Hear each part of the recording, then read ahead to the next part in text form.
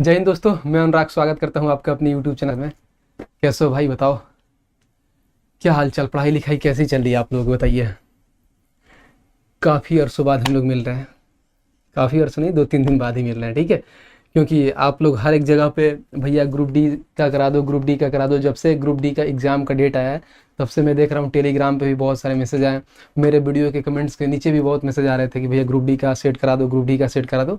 तो देखो भाई लोग, आपके सामने ग्रुप डी प्रैक्टिस सेट 1 हम लेके हाजिर हो गए हैं, ठीक है। तो आज हम लोग करेंगे ग्रुप डी के प्रैक्टिस सेट 1, यानी कि आज की क्लास करेंगे हम। फर्स्ट क्लास है ये ग्रुप डी की हमारी, और इसमें टोटल हम 25 सवाल करेंगे, ठीक है। और वो भी 25 सवाल अच्छे अच्छे सवाल होंगे। आप बोल रहे थे जैसे BSSC का मैं सेट करा रहा था, तो उसमें बहुत ऐसे भाई मेरे कमेंट कर रहे थे कि भैया आपका जो क्वेश्चन का लेवल करा है वो काफ़ी ईजी है जी आ रहा है। तो मैं अपने से नहीं दिया था, वो सारा क्वेश्चन PYQ था। क्योंकि जो क्वेश्चन एग्जाम में पूछेगा वही तो कराएंगे ना। ऐसा नहीं कि ला के मैं CGL का क्वेश्चन करा रहा हूँ, उसमें अच्छे अच्छे लेवल का पता चला है कि सारा चीज़ें आपके सर के ऊपर से जा रही है, तो फिर वो मेरे कराने का कोई फ़ायदा नहीं होगा। हाँ, लेकिन ग्रुप डी में क्वेश्चन अच्छे अच्छे लेवल के आते हैं, तो इसमें आपको क्वेश्चन अच्छे अच्छे देखने को मिलेगा। ऐसा नहीं है कि सारे क्वेश्चन एकदम बबुआ की तरह होगा। कुछ क्वेश्चन है जिसमें आपको टाइम लग सकता है और उसमें कैलकुलेशन भी अच्छे खासे हैं, ठीक है। तो कॉपी पेन लेके आपको रेडी हो जाना है, और आज पहले हम लोग सेट करेंगे शुरू। सबसे पहले आप लोगों को बताते हैं ग्रुप डी के बारे में कुछ। जैसे आइए यहाँ पे ग्रुप डी का ये देखते थे एग्जाम पैटर्न क्या है। एग्जाम पैटर्न में आप यहाँ पे देखते हैं तो यहाँ पे आपका सामान्य विज्ञान हो, जिसको हम लोग क्या बोलते हैं, सामान्य विज्ञान किसको, साइंस, जनरल साइंस होता है। उसका से गणित जिसको मैथ्स बोलते हैं। यह है सामान्य बुद्धि एवं तर्क शक्ति, जिसको हम लोग रीजनिंग बोलते हैं। और यह है सामान्य जागरूकता एवं समसामयिकी, जिसको हम लोग क्या बोलते हैं, करंट अफेयर। हिंदी देख रहे हो कितना तगड़ा है। तो हिंदी पे फोकस नहीं करना, बस समझना है कि ये हमारा GS का पोर्शन और ये करंट अफेयर का पोर्शन है। अब कितने कितने क्वेश्चंस आते हैं ये भी देख लेते हैं। सामान्य विज्ञान से टोटल 25 क्वेश्चंस आते हैं, 25 मार्क्स के होते हैं। वहीं हमारे गणित में भी 25 क्वेश्चंस आते हैं और 25 मार्क्स के होते हैं। और रीजनिंग हमारे 30 क्वेश्चन हो जाते हैं और 30 मार्क्स के हो जाते हैं। और ये जो दोनों मिला के 20 मार्क्स को होते हैं, 20 क्वेश्चन होते हैं 20 मार्क्स के लिए। टोटल हमारे क्वेश्चन कितने हो गए, 100। नंबर ऑफ मार्क्स कितने हो गए, 100। यानी हमारे 100 क्वेश्चंस होते हैं, 100 नंबर के होते हैं। एक क्वेश्चन 1 नंबर का होता है। बट एक और चीज इन्होंने बता दिया है, 1/3 marks will be deducted for each wrong question. अगर मान लीजिए कोई क्वेश्चन आप गलत करते हैं तो उस क्वेश्चन का 1/3 मार्क्स आपका कट जाएगा, ठीक है। वो क्वेश्चन तो आपका कटेगा ही पूरा पूरा मार्क्स, लेकिन जो सही हुआ होगा उसका भी 1/3 मार्क्स कट जाएगा, जिसको बोला है 1/3 मार्क्स आपका डिडक्ट हो जाएगा गलत होने पे। तो ये थोड़ा बहुत ओवरव्यू था आपका, जो एग्जाम में पैटर्न बता दिया। बाकी चीजें इसमें पूरा आपको जानने की जरूरत नहीं है, आपको सिर्फ वही पढ़ाई करने का समय है। क्योंकि ऑलरेडी आप क्या फॉर्म फिल कर चुके हैं। फॉर्म फिल करने के बाद ये सारी चीज़ आपको मालूम होनी चाहिए, और ये चीज़ आपको मालूम है तो आपको ये आइडिया लग जाता है कि हमें किस डायरेक्शन में हमें तैयारी करना है और किस सब्जेक्ट को वेटेज के हिसाब से कितना हमें टाइम देना है, ठीक है। उम्मीद करता हूँ ये समझ में आ रहा होगा। तो चलिए हम लोग अपना क्वेश्चन शुरू करते हैं। तो ये रहा हमारा क्वेश्चन नंबर 1, और यहाँ से शुरू होगा टोटल 25 क्वेश्चन का सेट, यानी ये पहला क्वेश्चन है हमारा, ठीक है। चलिए यहाँ से शुरू करते हैं, क्वेश्चन नंबर पढ़ते हैं। क्वेश्चन क्या कह रहा है, थोड़ा हमारे टाइपिस्ट साहब बहुत छोटे छोटे में कर दिए हैं टाइप, कोई दिक्कत नहीं, आज मैनेज कर लेंगे। कल उनको बताते हैं हम कि थोड़ा बड़ा बड़ा रखेंगे। चलिए ठीक है, यहाँ से देखते हैं क्वेश्चन।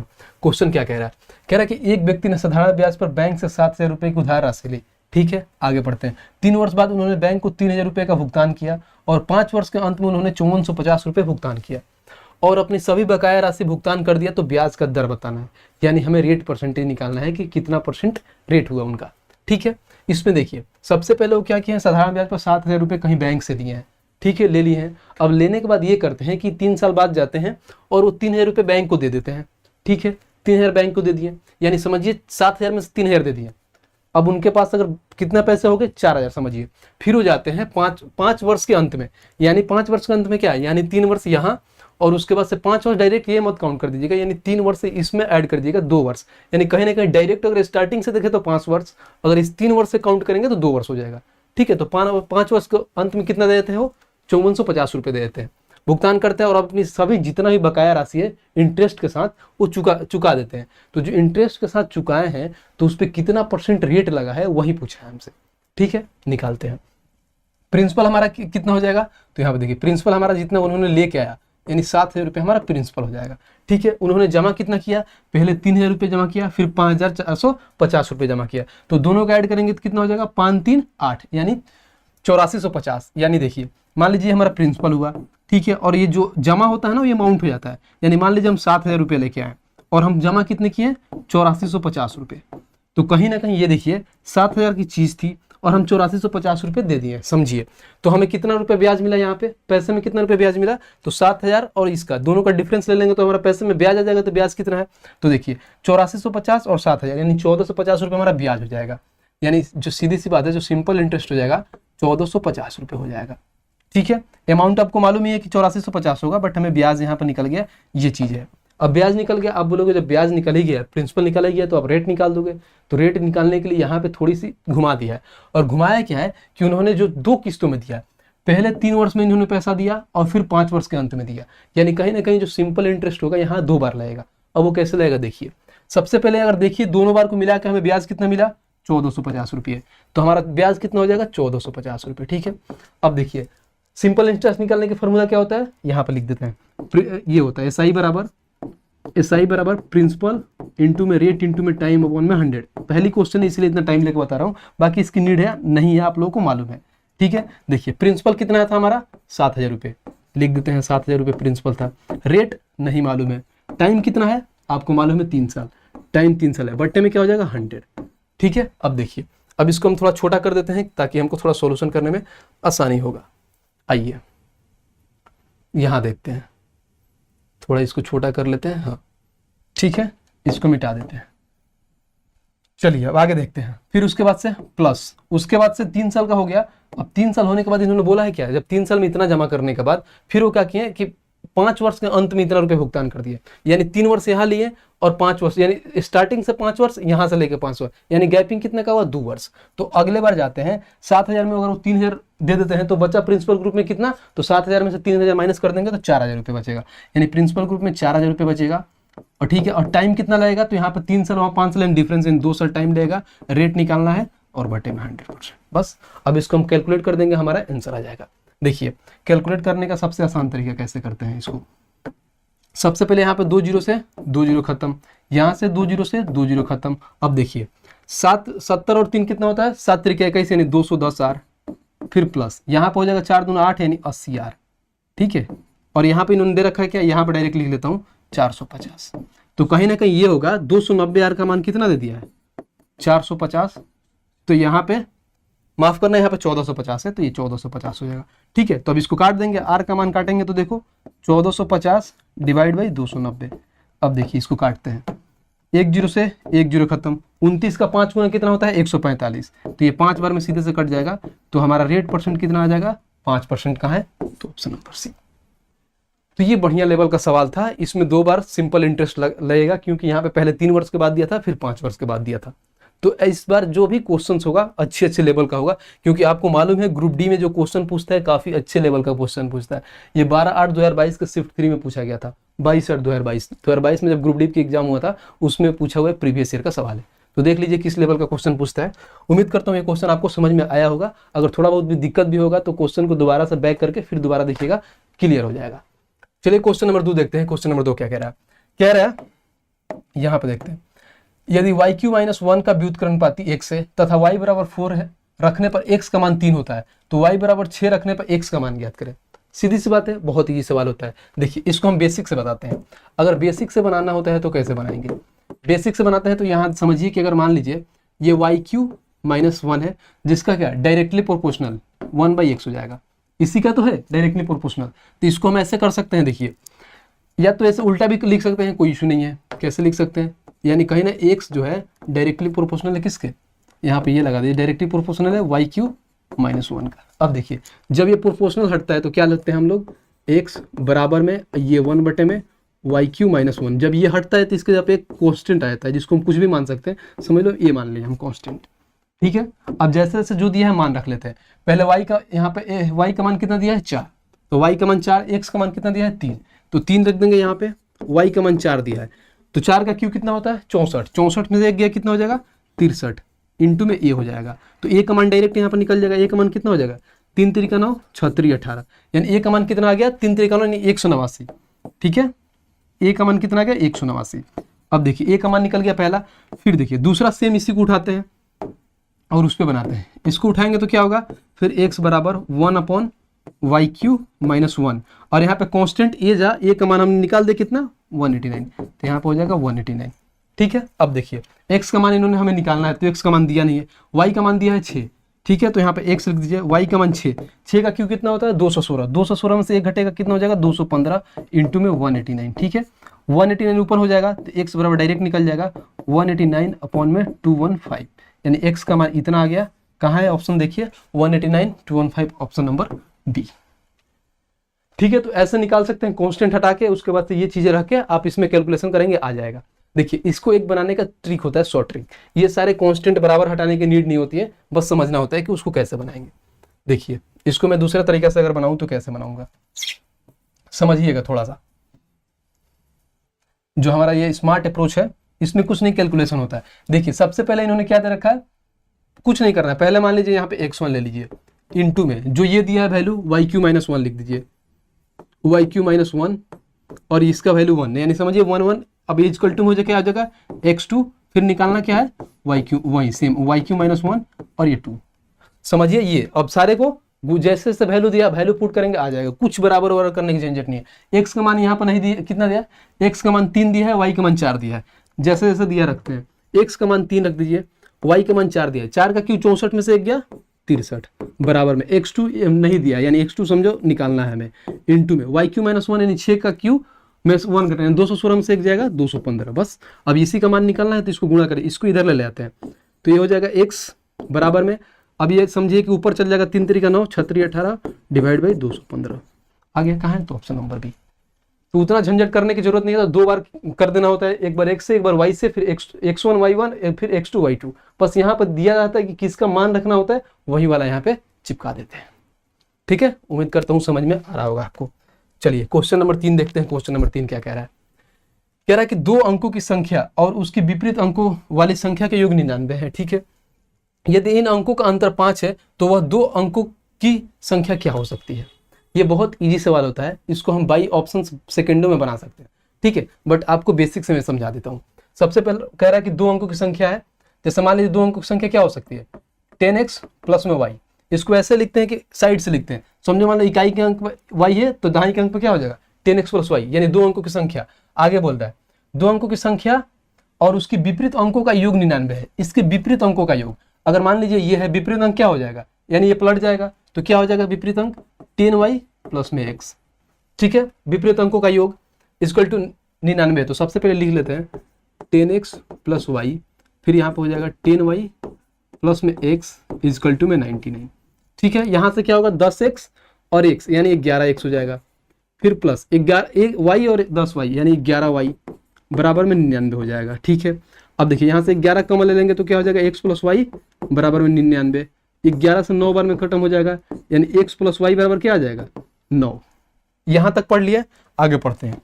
आगे पढ़ते हैं तो क्या कह रहा है यदि इन अंकों का अंतर 5 है तो वह 2 अंकों की संख्या क्या होगी। इन अंकों का संख्या क्या है 5 है, हमने समझो स्टार्टिंग में अंक क्या माना था x और y, ये x है और y है, तभी तो हमने लिखा था कि ये देखो इकाई अंक y ले लिया था, दहाई अंक पर 10 लिया था। ठीक है, क्योंकि 1-2 अंकों की संख्या निकालनी थी हमें, जो बनानी थी, तो हमारी संख्या क्या थी x और y। तो देखो x प्लस y 9 है और इन दोनों का डिफरेंस क्या हो जाएगा x minus y equal to कितना दिया है 5। अब यहाँ से मान निकल जाएगा, x का मान जब भी इस फॉर्मेट में दिया होता है तो x का मान निकालने के लिए क्या करते हैं पहले दोनों संख्या को जोड़ के आधा कर देते हैं, यानी 9 5 14 का आधा करेंगे 7। y का मान करते हैं क्या दोनों को घटा के आधा, यानी 9 में से 5 घटाओगे 4, 4 का आधा 2। ठीक है, अब हमारी दोनों संख्या क्या आई x y है, तो दोनों संख्या या तो 72 होगा या तो क्या होगा 27 होगा। दो ही बार तो बन सकता है, या तो पहले 7 रख देंगे फिर बाद में 2 रख देंगे, पहले 2 रख देंगे बाद में 7 रखेंगे। अब देखते हैं ऑप्शंस में क्या है, तो ऑप्शंस में क्या आपको 72 नहीं दिख रहा है, 72 तो है नहीं, क्या है 27, तो हमारा आंसर क्या होगा 27, क्योंकि 72 दिया नहीं तो 27 होगा। या तो दोनों एक बार में दे सकता है, नहीं तो कोई एक देगा कोई एक नहीं देगा, तो ऑप्शन नंबर ये हो जाएगा आंसर। ठीक है, ये रहा पूरा प्रॉपर बेसिक से। फिर बोलोगे भैया आप इसके ऑप्शन से भी बताने वाले थे, वो कैसे बनाएंगे, तो देखो मैं बताता हूँ इसको ऑप्शन से कैसे देखेंगे। ऑप्शन से बहुत इजी में बन जाएगा, जैसे जैसे बोला है क्वेश्चन ना वैसे वैसे पढ़ो। जब एक बार क्वेश्चन को पढ़ लोगे ना तो आपको आइडिया लग जाएगा कि हाँ क्वेश्चन में कहना क्या चाह रहा है और हमें निकालना क्या है। देखो मैं जब स्टार्टिंग में पढ़ा तो एक लाइन ध्यान दिया, इसमें बोला है कि 1-2 अंकों की संख्या और उसकी विपरीत अंकों वाली संख्या का योग 99 है। ठीक है, मान लो कि 2 अंकों की संख्या कोई हम उठाते हैं, सोचो पहले हम इसको हटा देते हैं, चलो 27 को छोड़ देते हैं, पहले 16 उठाते हैं, ये संख्या हो गया, इसके विपरीत का अंक यानी ये 16 है, इसका विपरीत अंक कैसा होगा 61। क्या ये दोनों को जोड़ने पर 99 आ रहा है, जोड़ो 7 और ये कितना हो जाएगा 7, यानी 77 आएगा। हमें कितना चाहिए 99 चाहिए, तो यानी सी खत्म। ठीक है, पहला ट्रिक है जोड़ने का। इसको अपोजिट कर दो तो 81 हो जाएगा। ये 9 और 9 कितना हो जाएगा, ये देखो उल्टा करेंगे कितना हो जाएगा 99। समझो 1 और 8 1 9, यानी ये हो सकता है हमारे आंसर, डी हो सकता है। ठीक है, यहाँ पर अब देखो इसको अगर मान लो हम जोड़ेंगे तो अगर इसका अपोजिट करते हैं 38, यानी 8 3 11 हाथ में 1, 8 3 11 और 1 12, यानी कितना हो जाएगा 121, यानी कहीं ना कहीं ये खत्म हो जाएगा, यानी बी खत्म हो गया, बी खत्म हो गया। इसको अगर हम जोड़ते हैं तो 7 2 9 और फिर देखो ये 7 और 2 यानी 9 9, सीधी सी बात है 7 2 9 7 2 9 99, ये भी हो सकता है। हमारा 2 ऑप्शन मिल गया। ठीक है, ये या तो डी। ठीक है, पहले लाइन पढ़ने से 2 ऑप्शन हम क्या एलिमिनेट कर दिए। दूसरा लाइन पढ़ के देखते हैं। जब दूसरा पढ़ते हैं क्या कह रहा है, यदि इन अंकों का अंतर 5 है। अब अंक जो हमारे अंक है उसका अंतर देख लेंगे कि 5 है कि नहीं। देखो यहाँ पे जो हम निकाले थे, देखो ये 18 हो गया हमारा 18। अब देखो इन अंकों का अंतर 5 है, 1 और 8 के बीच का डिफरेंस कितना है 7, हमें चाहिए कितना 5, यानी खत्म। तो ऑप्शन नंबर ए हो जाएगा। इसका अंकों का डिफरेंस देख लो, 2 और 7 का डिफरेंस क्या है 5, यानी दोनों सेटिस्फाइड कर दिए। जोड़ने पर भी 99 आ जा रहा है और इनको डिफरेंस भी 5 आ रहा है, तो ऑप्शन नंबर ए। तो इतना ये सब बनाने की जरूरत नहीं थी। 10x और 10y लेके डायरेक्ट ऐसे भी बना सकते हो और कम सेकंड में बना सकते हो। ठीक है, मजा आ रहा होगा उम्मीद कर रहा हूं। चलो क्वेश्चन नंबर 4 देखते हैं। क्वेश्चन नंबर 4 क्या कह रहा है, बड़ा कर ले रहे हैं क्योंकि टाइपिस्ट भाई साहब बहुत छोटे छोटे कर दिए हैं। आप लोगों की इतनी बड़ी बड़ी आंखें नहीं है कि आप लोग ये चीज़ों को ग्रैब कर पाओगे। ठीक है, इसीलिए थोड़ा बड़ा कर दे रहे हैं। चलिए देखते हैं। कह रहा है कि ज़्यादा ऊपर हो गया क्या, नीचे कर लेते हैं। कह रहा है ईंधन की कीमत में क्रमागत 3 महीनों में 20%, 45% और 55% की कमी की गई है। लगातार 3 महीने में क्या हुआ, कमी हुआ। लेकिन चौथे वर्ष के महीने में 50% में वृद्धि हो गई। क्या बात है भाई। तो चौथे महीने में ईंधन की कीमत की उसकी मूल कीमत की तुलना में कितने प्रतिशत की वृद्धि हुई। सबसे इजी सवाल है, इसको आप रेशियो मेथड से बना सकते हो। देखो सबसे पहले 20% का फ्रैक्शन वैल्यू क्या होता है 1/5, यानी कहीं कहीं चीज 5 से लेके कितना हो जा रही है 4, क्योंकि कमी हो रही है। 45% का फ्रैक्शन वैल्यू कितना होता है 5 9 45, यानी 9/5। ठीक है, अब बोलोगे 9/5 कैसे लिख दिया, तो 45% हटता है तो 100 आता है। 5 से काट दो 9 और इसको काट दोगे 5 से कितना काटोगे 20, यानी 9/20 होगा। ठीक है, 9/20, यानी कोई ना कहीं क्या होगा 20 की चीज 9 की कमी हो रहा है तो कितने में जाएगी 11 में जाएगी। ठीक है, नेक्स्ट लाइन पढ़ते हैं। फिर 55% की कमी हो रही है तो 55/100, यानी 5 से काटोगे तो 11, फिर 5 से काटोगे 20, यानी 20 में 11 की कमी हो रही है तो कितने में जा रही है 20 में 11 की कमी हो रही है 9 में जा रही है। बस, तो ये तो है लगातार जो महीने में क्या हो रही थी कमी हो रही थी। बट एक लाइन इन्होंने दिया है और वो लाइन क्या है पढ़ते हैं। लेकिन चौथे महीने में 50% की वृद्धि हो गई, यानी चौथे महीने में क्या हो रहा है वृद्धि हो जा रही है। यानी कोई चीज 50% की वृद्धि, यानी 50% का फ्रैक्शन वैल्यू 1/2 होता है, यानी 2 से 3 हो जा रही है, यानी ये 2 से 3 हो जा रही है। बस अब कैलकुलेट कर देंगे हमारा आंसर आ जाएगा। देखिए कैलकुलेट करने का तरीका देखते हैं। सबसे पहले जो काटता है दिख रहा है उसको काट देते हैं। जैसे मान लीजिए ये 2 से काट देगा हमको 2 बार में, ये 2 से काट देगा 10 बार में। ठीक है, अब गुणा करते हैं। देखिए 10 5 50, 50 में 2 से गुणा करोगे 100, यानी 1 0 आ जाएगा, यानी 1000 हो जाएगा। ये हमारा 1000 हो जाएगा। इसको गुणा करते हैं, यानी 9 3 27, 27 में 11 से गुणा करना है तो पहले 7 7 2 9 और फिर जाता है 2, यानी 297। यही तो पूछा है कि उसकी कीमत देखो चौथे महीने में ईंधन की कीमत में उसकी मूल कीमत की तुलना में कितने प्रतिशत की वृद्धि और कमी हुई। मान लो स्टार्टिंग में हमारे पास कितने थे, ये देखिए कलर, ये कितने हैं 1000 से कितने हो रहे हैं 297, यानी कहीं ना कहीं कमी हो रही है। तो सबसे पहले हमारा जो इंक्रीज वाला ऑप्शन होगा खत्म हो जाएगा। इंक्रीज है यानी 2 ऑप्शन से ऐसे ही एलिमिनेट हो गए। अब कितने की कमी हो रही है, तो इनमें 3 जोड़ोगे 300 हो जाएगा, यानी 703 की कमी हो रही है। 703 की कमी हो रही है कितने पे, तो 1000 पे, इंटू में 100% लगा देंगे।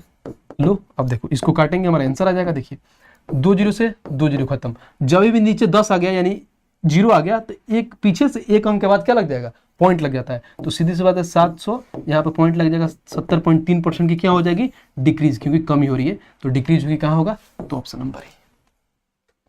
तो ये सवाल इजी था, इसमें कुछ था नहीं, थोड़ा बहुत कैलकुलेशन का पार्ट था जो इसमें कैलकुलेट करना था। बाकी आप इजी वे में रेशियो मेथड से निकाल सकते थे। चलिए नेक्स्ट क्वेश्चन देखते हैं, क्वेश्चन नंबर 5। क्वेश्चन नंबर 5 क्या कह रहा है पढ़ते हैं। कह रहा है कि एक समकोण त्रिभुज में यदि कर्ण एक भुजा से 4 इकाई बड़ा है और दूसरी भुजा से 8 इकाई बड़ा है तो त्रिभुज का क्षेत्रफल ज्ञात करें। ठीक है, जब भी ऐसा क्वेश्चन आता है ना, अगर उसमें बोलता है क्या समकोण त्रिभुज, यानी सीधी सी बात है समकोण त्रिभुज क्या होता है राइट एंगल ट्रायंगल। इसका अगर एरिया निकालते हैं तो फॉर्मूला क्या होता है 1/2 इंटू बेस इंटू हाइट। ठीक है, निकालने का होता है। बट देखो जब भी ऐसा क्वेश्चन आता है तो सबसे पहले एक चीज देखते हैं, अगर क्योंकि जब भी राइट एंगल ट्रायंगल बन रहा है तो आपको याद होना चाहिए कि राइट एंगल ट्रायंगल बनेगा तो ट्रिपलेट बनेगा, और ट्रिपलेट बनेगा जहां भी ट्रिपलेट बनेगा तो जो भी हमारा आंसर आएगा 6 का मल्टीपल होगा। ठीक है, जो भी आंसर आएगा 6 का मल्टीपल होगा। बोलोगे भैया कैसे होगा? जैसे मान लो ये हो गया 3 4 5, ठीक है, 3 4 5 हो गया, तो सही सीधी सी बात है, देखो 4 और 3 को गुणा करोगे कितना होगा? 12। ठीक है, 12 हुआ। अगर मान लो अगर हम निकालते हैं, एरिया निकालते हैं तो क्या होता है 1/2। अगर मान लो बेस हमारा 3 है और ये हमारा क्या है, अगर हाइट मान लो 4 है, क्योंकि हाइपोटेनस की जरूरत नहीं होती है, बेस और हमारा यही तो चाहिए होता है। अगर मान लीजिए ये हमें दे रखा है और ये हमारा 90 डिग्री का एंगल है, अगर मान लो ये हमारा 3 है और ये 4 है, तो डायरेक्ट यहीं तो निकालते हैं 1/2, 4 इंटू में 3, इसकी नीड नहीं होती है, 4 इंटू 3 होता है। तो देखो, तो सबसे पहले ये होता है क्या कि 2 तो 1 2 से काट देता है, बट यहाँ पे आएगा क्या 6। अब देखो कोई भी ट्रिपलेट ले लो, दुनिया का कोई भी ट्रिपलेट ले लो, 6 का मल्टीपल ही होगा, कुछ भी ले लो। जैसे बोलो भैया 8 15 17, ये भी तो ट्रिपलेट होता है, 8 15 17 जरूर होता है। देखो गुणा करें, अगर मान लो 1/2 करते हैं और 8 इंटू 15, 2 से काम खत्म हो जाएगा, 4 यानी 15 चौका 60। देखो 60 6 का मल्टीपल होता है कि नहीं? तो सारा होता है, कुछ भी अगर नहीं विश्वास है तो वेरीफाई कर लेना। तो जो भी हमारा आंसर होगा क्या होगा, वो 6 का मल्टीपल होगा। तो 6 का मल्टीपल देख लेते हैं। 85 6 का मल्टीपल होता है? नहीं होता है। 90 होता है? बिल्कुल होता है, 15 6 90। 98 होता है? नहीं होता है, खत्म। 96 होता है? होता है, 16 6 96, यानी 2 ऑप्शंस मिल गए। जब 2 ऑप्शंस मिल गया तो क्या करते हैं उस समय में एक चीज लॉजिक लगाते हैं और 4 का मल्टीपल देख लेते हैं। क्योंकि देख लिया, अगर मान लीजिए 6 का मल्टीपल है तो कहीं ना कहीं वो 4 का भी मल्टीपल होता है। तो जब 2 मिल जाते हैं तो उसमें हम क्या यूज कर लेते हैं, 4 का मल्टीपल। 90 4 से कटता है? नहीं कटता है, यानी 96 कटता है, ऑप्शन नंबर सी। तो इसमें पेन उठाने की जरूरत भी नहीं है, क्योंकि ऐसा क्वेश्चन चाहिए बनाओगे टाइम लगेगा। मैं अभी बेसिक से भी बताऊंगा, लेकिन देखना उसमें कितना टाइम लगता है और ऑप्शन से कितने कम समय में कर लिया। चलो मैं इसको बेसिक से भी बना के दिखाता हूँ। मान लो यहाँ पे है राइट एंगल ट्रायंगल, मैं बनाता हूँ। ठीक है, राइट एंगल ट्रायंगल। अब कह रहा है क्या, मान लो हम इसको x मानते हैं। ठीक है, अगर इसको मान लो x मानते हैं तो कह रहा है यदि कर्ण एक भुजा से 4 सेंटीमीटर ज्यादा और दूसरी भुजा से 8 सेंटीमीटर ज्यादा है, मान लो 1 सेंटीमीटर, दूसरा अगर मान लो इससे अगर मान लो 8 सेंटीमीटर ज्यादा है तो x + 8 रख लेते हैं, और दूसरी से कितना ज्यादा है, 4 ज्यादा है, तो इसको कम कर लेंगे, यानी x + 4। तो अब देखो दोनों में यहाँ पे वेरीफाई हो गया। वेरीफाई कैसे होगा, देखो यदि कर्ण एक भुजा से 4 इकाई बड़ा है, एक इकाई से 4 इकाई बड़ा है, यानी x + 4 में 4 जोड़ोगे तो x + 8 आ जाएगा, ये भी सही है। और दूसरी भुजा से 8 बड़ा है, यानी कहीं ना कहीं x में 8 जोड़ोगे तो x + 8 हो जाएगा, दोनों वेरीफाई हो गया। अब देखो x का मान कैसे निकालेंगे, तो x का मान निकालने के लिए क्या करते हैं, हाइपोटेनस का स्क्वायर। देखो हाइपोटेनस का स्क्वायर क्या है, x + 8 का स्क्वायर बराबर में क्या होता है, दोनों छोटी भुजा का साइड का स्क्वायर का योग, यानी ax² हो जाएगा, फिर प्लस में क्या हो जाएगा x + 4 का होल स्क्वायर। चलो अब भाई साहब ऐसे आप इसको कैलकुलेट करना। यहाँ पे क्या बनेगा, यहाँ पर नीचे आओगे तो 2 मान निकलेंगे x का, या तो एक निगेटिव होगा एक पॉजिटिव होगा। तो जो पॉजिटिव वाला मान होगा वहां पर हम x का मान रख के फिर यहाँ पे फिर पाइथागोरस लगाएंगे, हमारा निकल के आ जाएगा। फिर उसका एरिया निकाल देंगे 1/2 इंटू में b इंटू h करके निकालोगे, आ जाएगा। तो ये खुद से कैलकुलेट कर लेना। ये है दूसरी मेथड। पहला मैंने ऑप्शन से बता दिया, दूसरा ये निकाल लेना। तीसरा एक होता है थोड़ा सा दिमाग लगाना होता है।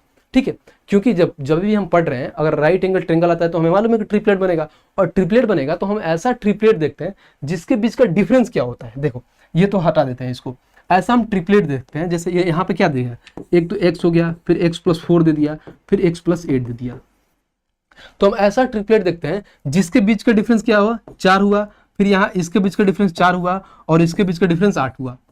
अब ऐसा ट्रिपलेट होता कौन है, तो आपको मालूम है कि 3 4 5 क्या होता है, एक एक का डिफरेंस होता है। यहाँ पे जब मैं 3 4 5 लेता हूँ ट्रिपलेट, ये हो गया 3, ये हो गया 4, ये हो गया 5। ठीक है, 3 4 5 हुआ, समझो। तो इसमें कितने का डिफरेंस होता है, 1 का। इसमें डिफरेंस कितना होता है, 1 का। इसमें डिफरेंस कितना होता है, 2 का। बट हमें कितना चाहिए यहाँ पे, 4 का। तो क्यों ना हम इसमें 4 से गुणा कर दें। तो 4 से गुणा करेंगे तो 3 में 4 से गुणा करेंगे कितना हो जाएगा, 12। 4 में 4 से गुणा करेंगे कितना हो जाएगा, 16। 4 में 5 से गुणा करेंगे कितने होगा, 20। अब देखो, या इन दोनों के बीच का डिफरेंस 4, इन दोनों के बीच का डिफरेंस 4, इन दोनों के बीच का डिफरेंस 8। वेरीफाइड कर देगा कि नहीं, यानी हमारा ट्रिपलेट कौन सा होगा, 12 16 20। 12 16 20 कितना इजी वे में निकल गया। अब देखो यहाँ पर वही मान, जब वहां पर भी निकालोगे ना तो x का मान हमारा 12 ही आएगा। जब स्टार्टिंग में निकालोगे आप, जब आप निकालोगे स्टार्टिंग में तो हमारा x का मान 12 ही आएगा। कहाँ पे आएगा, जब ये वाला फॉर्मूला से आप सॉल्व करोगे। वो फॉर्मूला क्या था, x + 8 का स्क्वायर बराबर में क्या था, x² प्लस में x + 4 का होल स्क्वायर। जब ये निकालोगे ना तो यहाँ पे x का मान एक पॉजिटिव में आएगा जिसका वैल्यू होगा 12। निकाल लेना, निकाल के वेरीफाई कर लेना, आ जाएगा। बाकी ये है हमारा ट्रिपलेट से। बस यहाँ पर रख दो 12, 12 में 8 जोड़ोगे कितना हो जाएगा, 20। 12 में 4 जोड़ोगे 16, हो गया।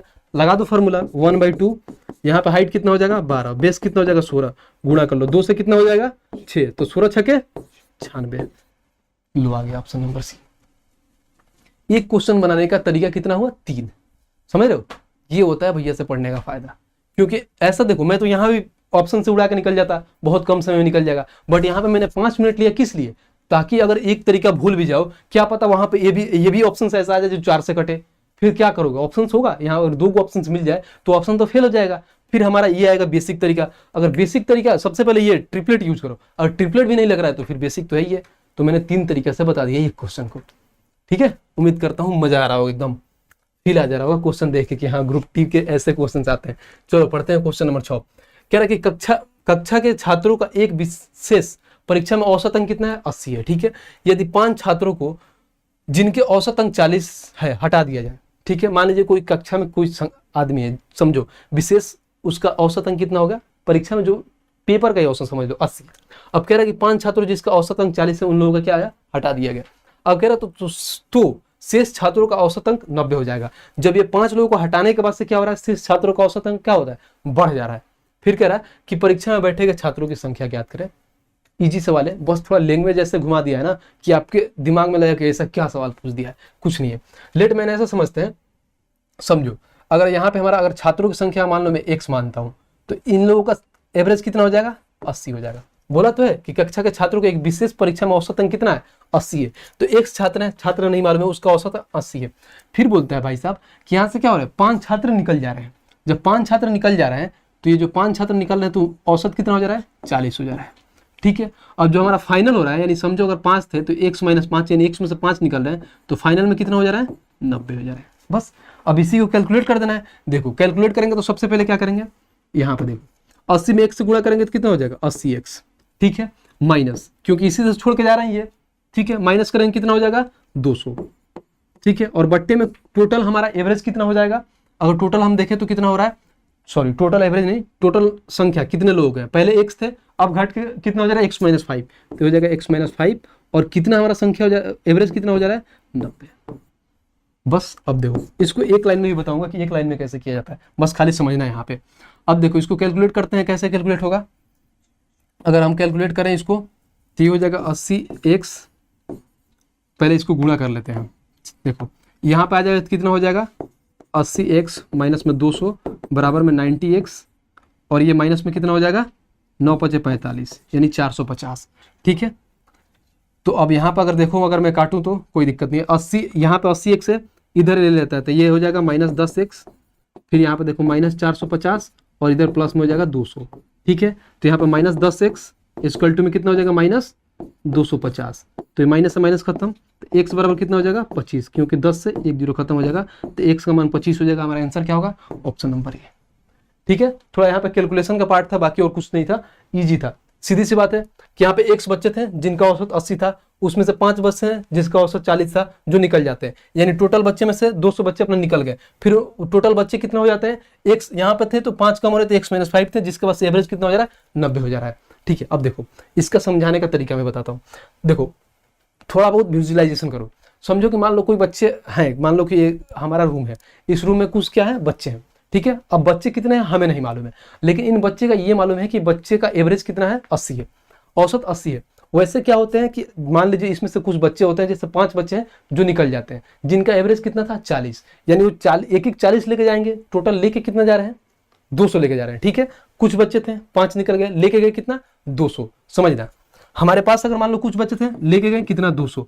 अब जो ये 200 लेके गए ना, अब हमारे टोटल एवरेज पर कितना इफेक्ट पड़ा, कितना इफेक्ट, पहले 80 था अब 90 हो जा रहा है, यानी कहीं ना कहीं हमारा एवरेज कितना हो रहा है, 10 बढ़ जा रहा है, 10 बढ़ जा रहा है। तो जो लेके गए सारे लोगों में बटेगा, 10 सारे लोगों में बढ़ जाएगा 10। अब देखो, अब हमें नंबर पता कितना चलेगा कि जो इतने में है उसमें है कितना, पहले मान लो x थे, उसमें से 5 चले गए, यानी बच्चे कितना टोटल, x - 5, तो यही तो है, x - 5 का वैल्यू दे रखा है, 200/10। अब निकाल लो इसको, अब देखो 1 0 से 1 0 खत्म, तो x बराबर 5 उधर जाकर ऐड हो जाएगा, यानी 25 आंसर हो जाएगा। बस यहाँ पे समझना था कि क्वेश्चन क्या कह रहा है, समझ रहे हो। एवरेज का ऐसा मतलब सीन होता है कि क्या होता है, सारे लोगों को इक्वल किया जाता है। जब भी अगर थोड़ा बहुत इधर उधर लगे, सब लोगों को इक्वल कर दो, इजी वे में बन जाएगा।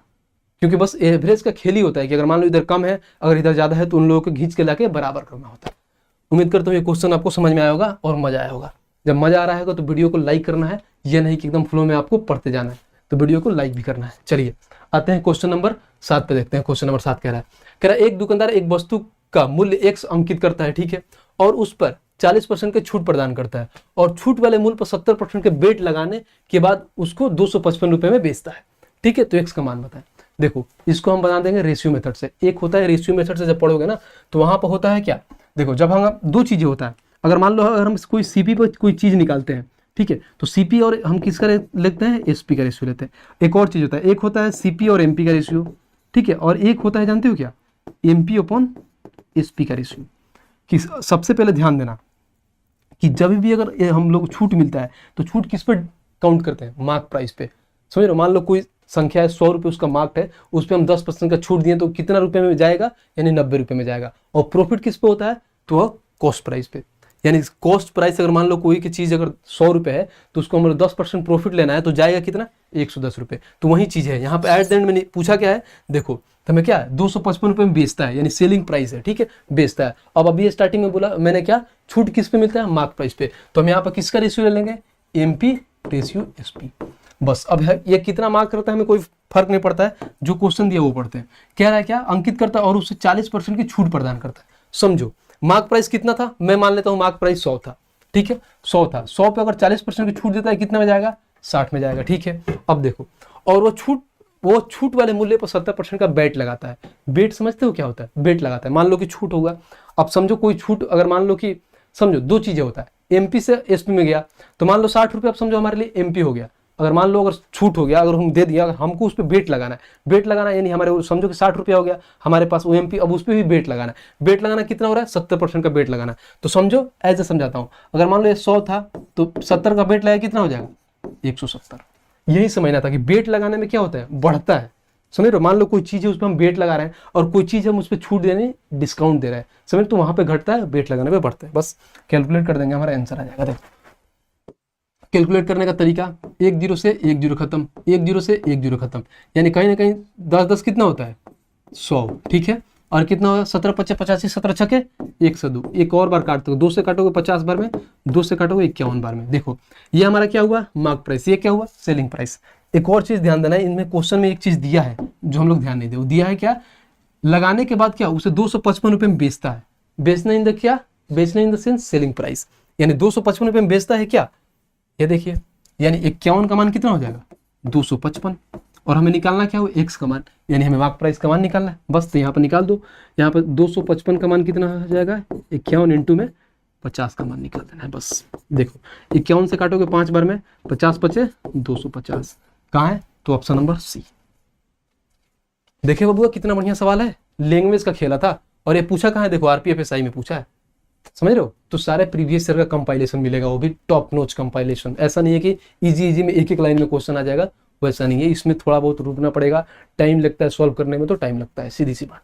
आइए क्वेश्चन नंबर 8 नंबर देखते हैं। क्वेश्चन नंबर 8 क्या कह रहा है, कह रहा है एबीसीडी एक समलंब चतुर्भुज या ट्रेपेजियम में जिसमें बी परपेंडिकुलर क्या है, सॉरी परपेंडिकुलर पैरेलल है एडी और एसी बराबर सीडी है। यदि एंगल एबीसी बराबर 98 डिग्री है, एंगल बीएसी बराबर 32 डिग्री है, तो एंगल एसीडी का माप पता है। सबसे पहले हम क्या बनाएंगे, एक ट्रेपेजियम।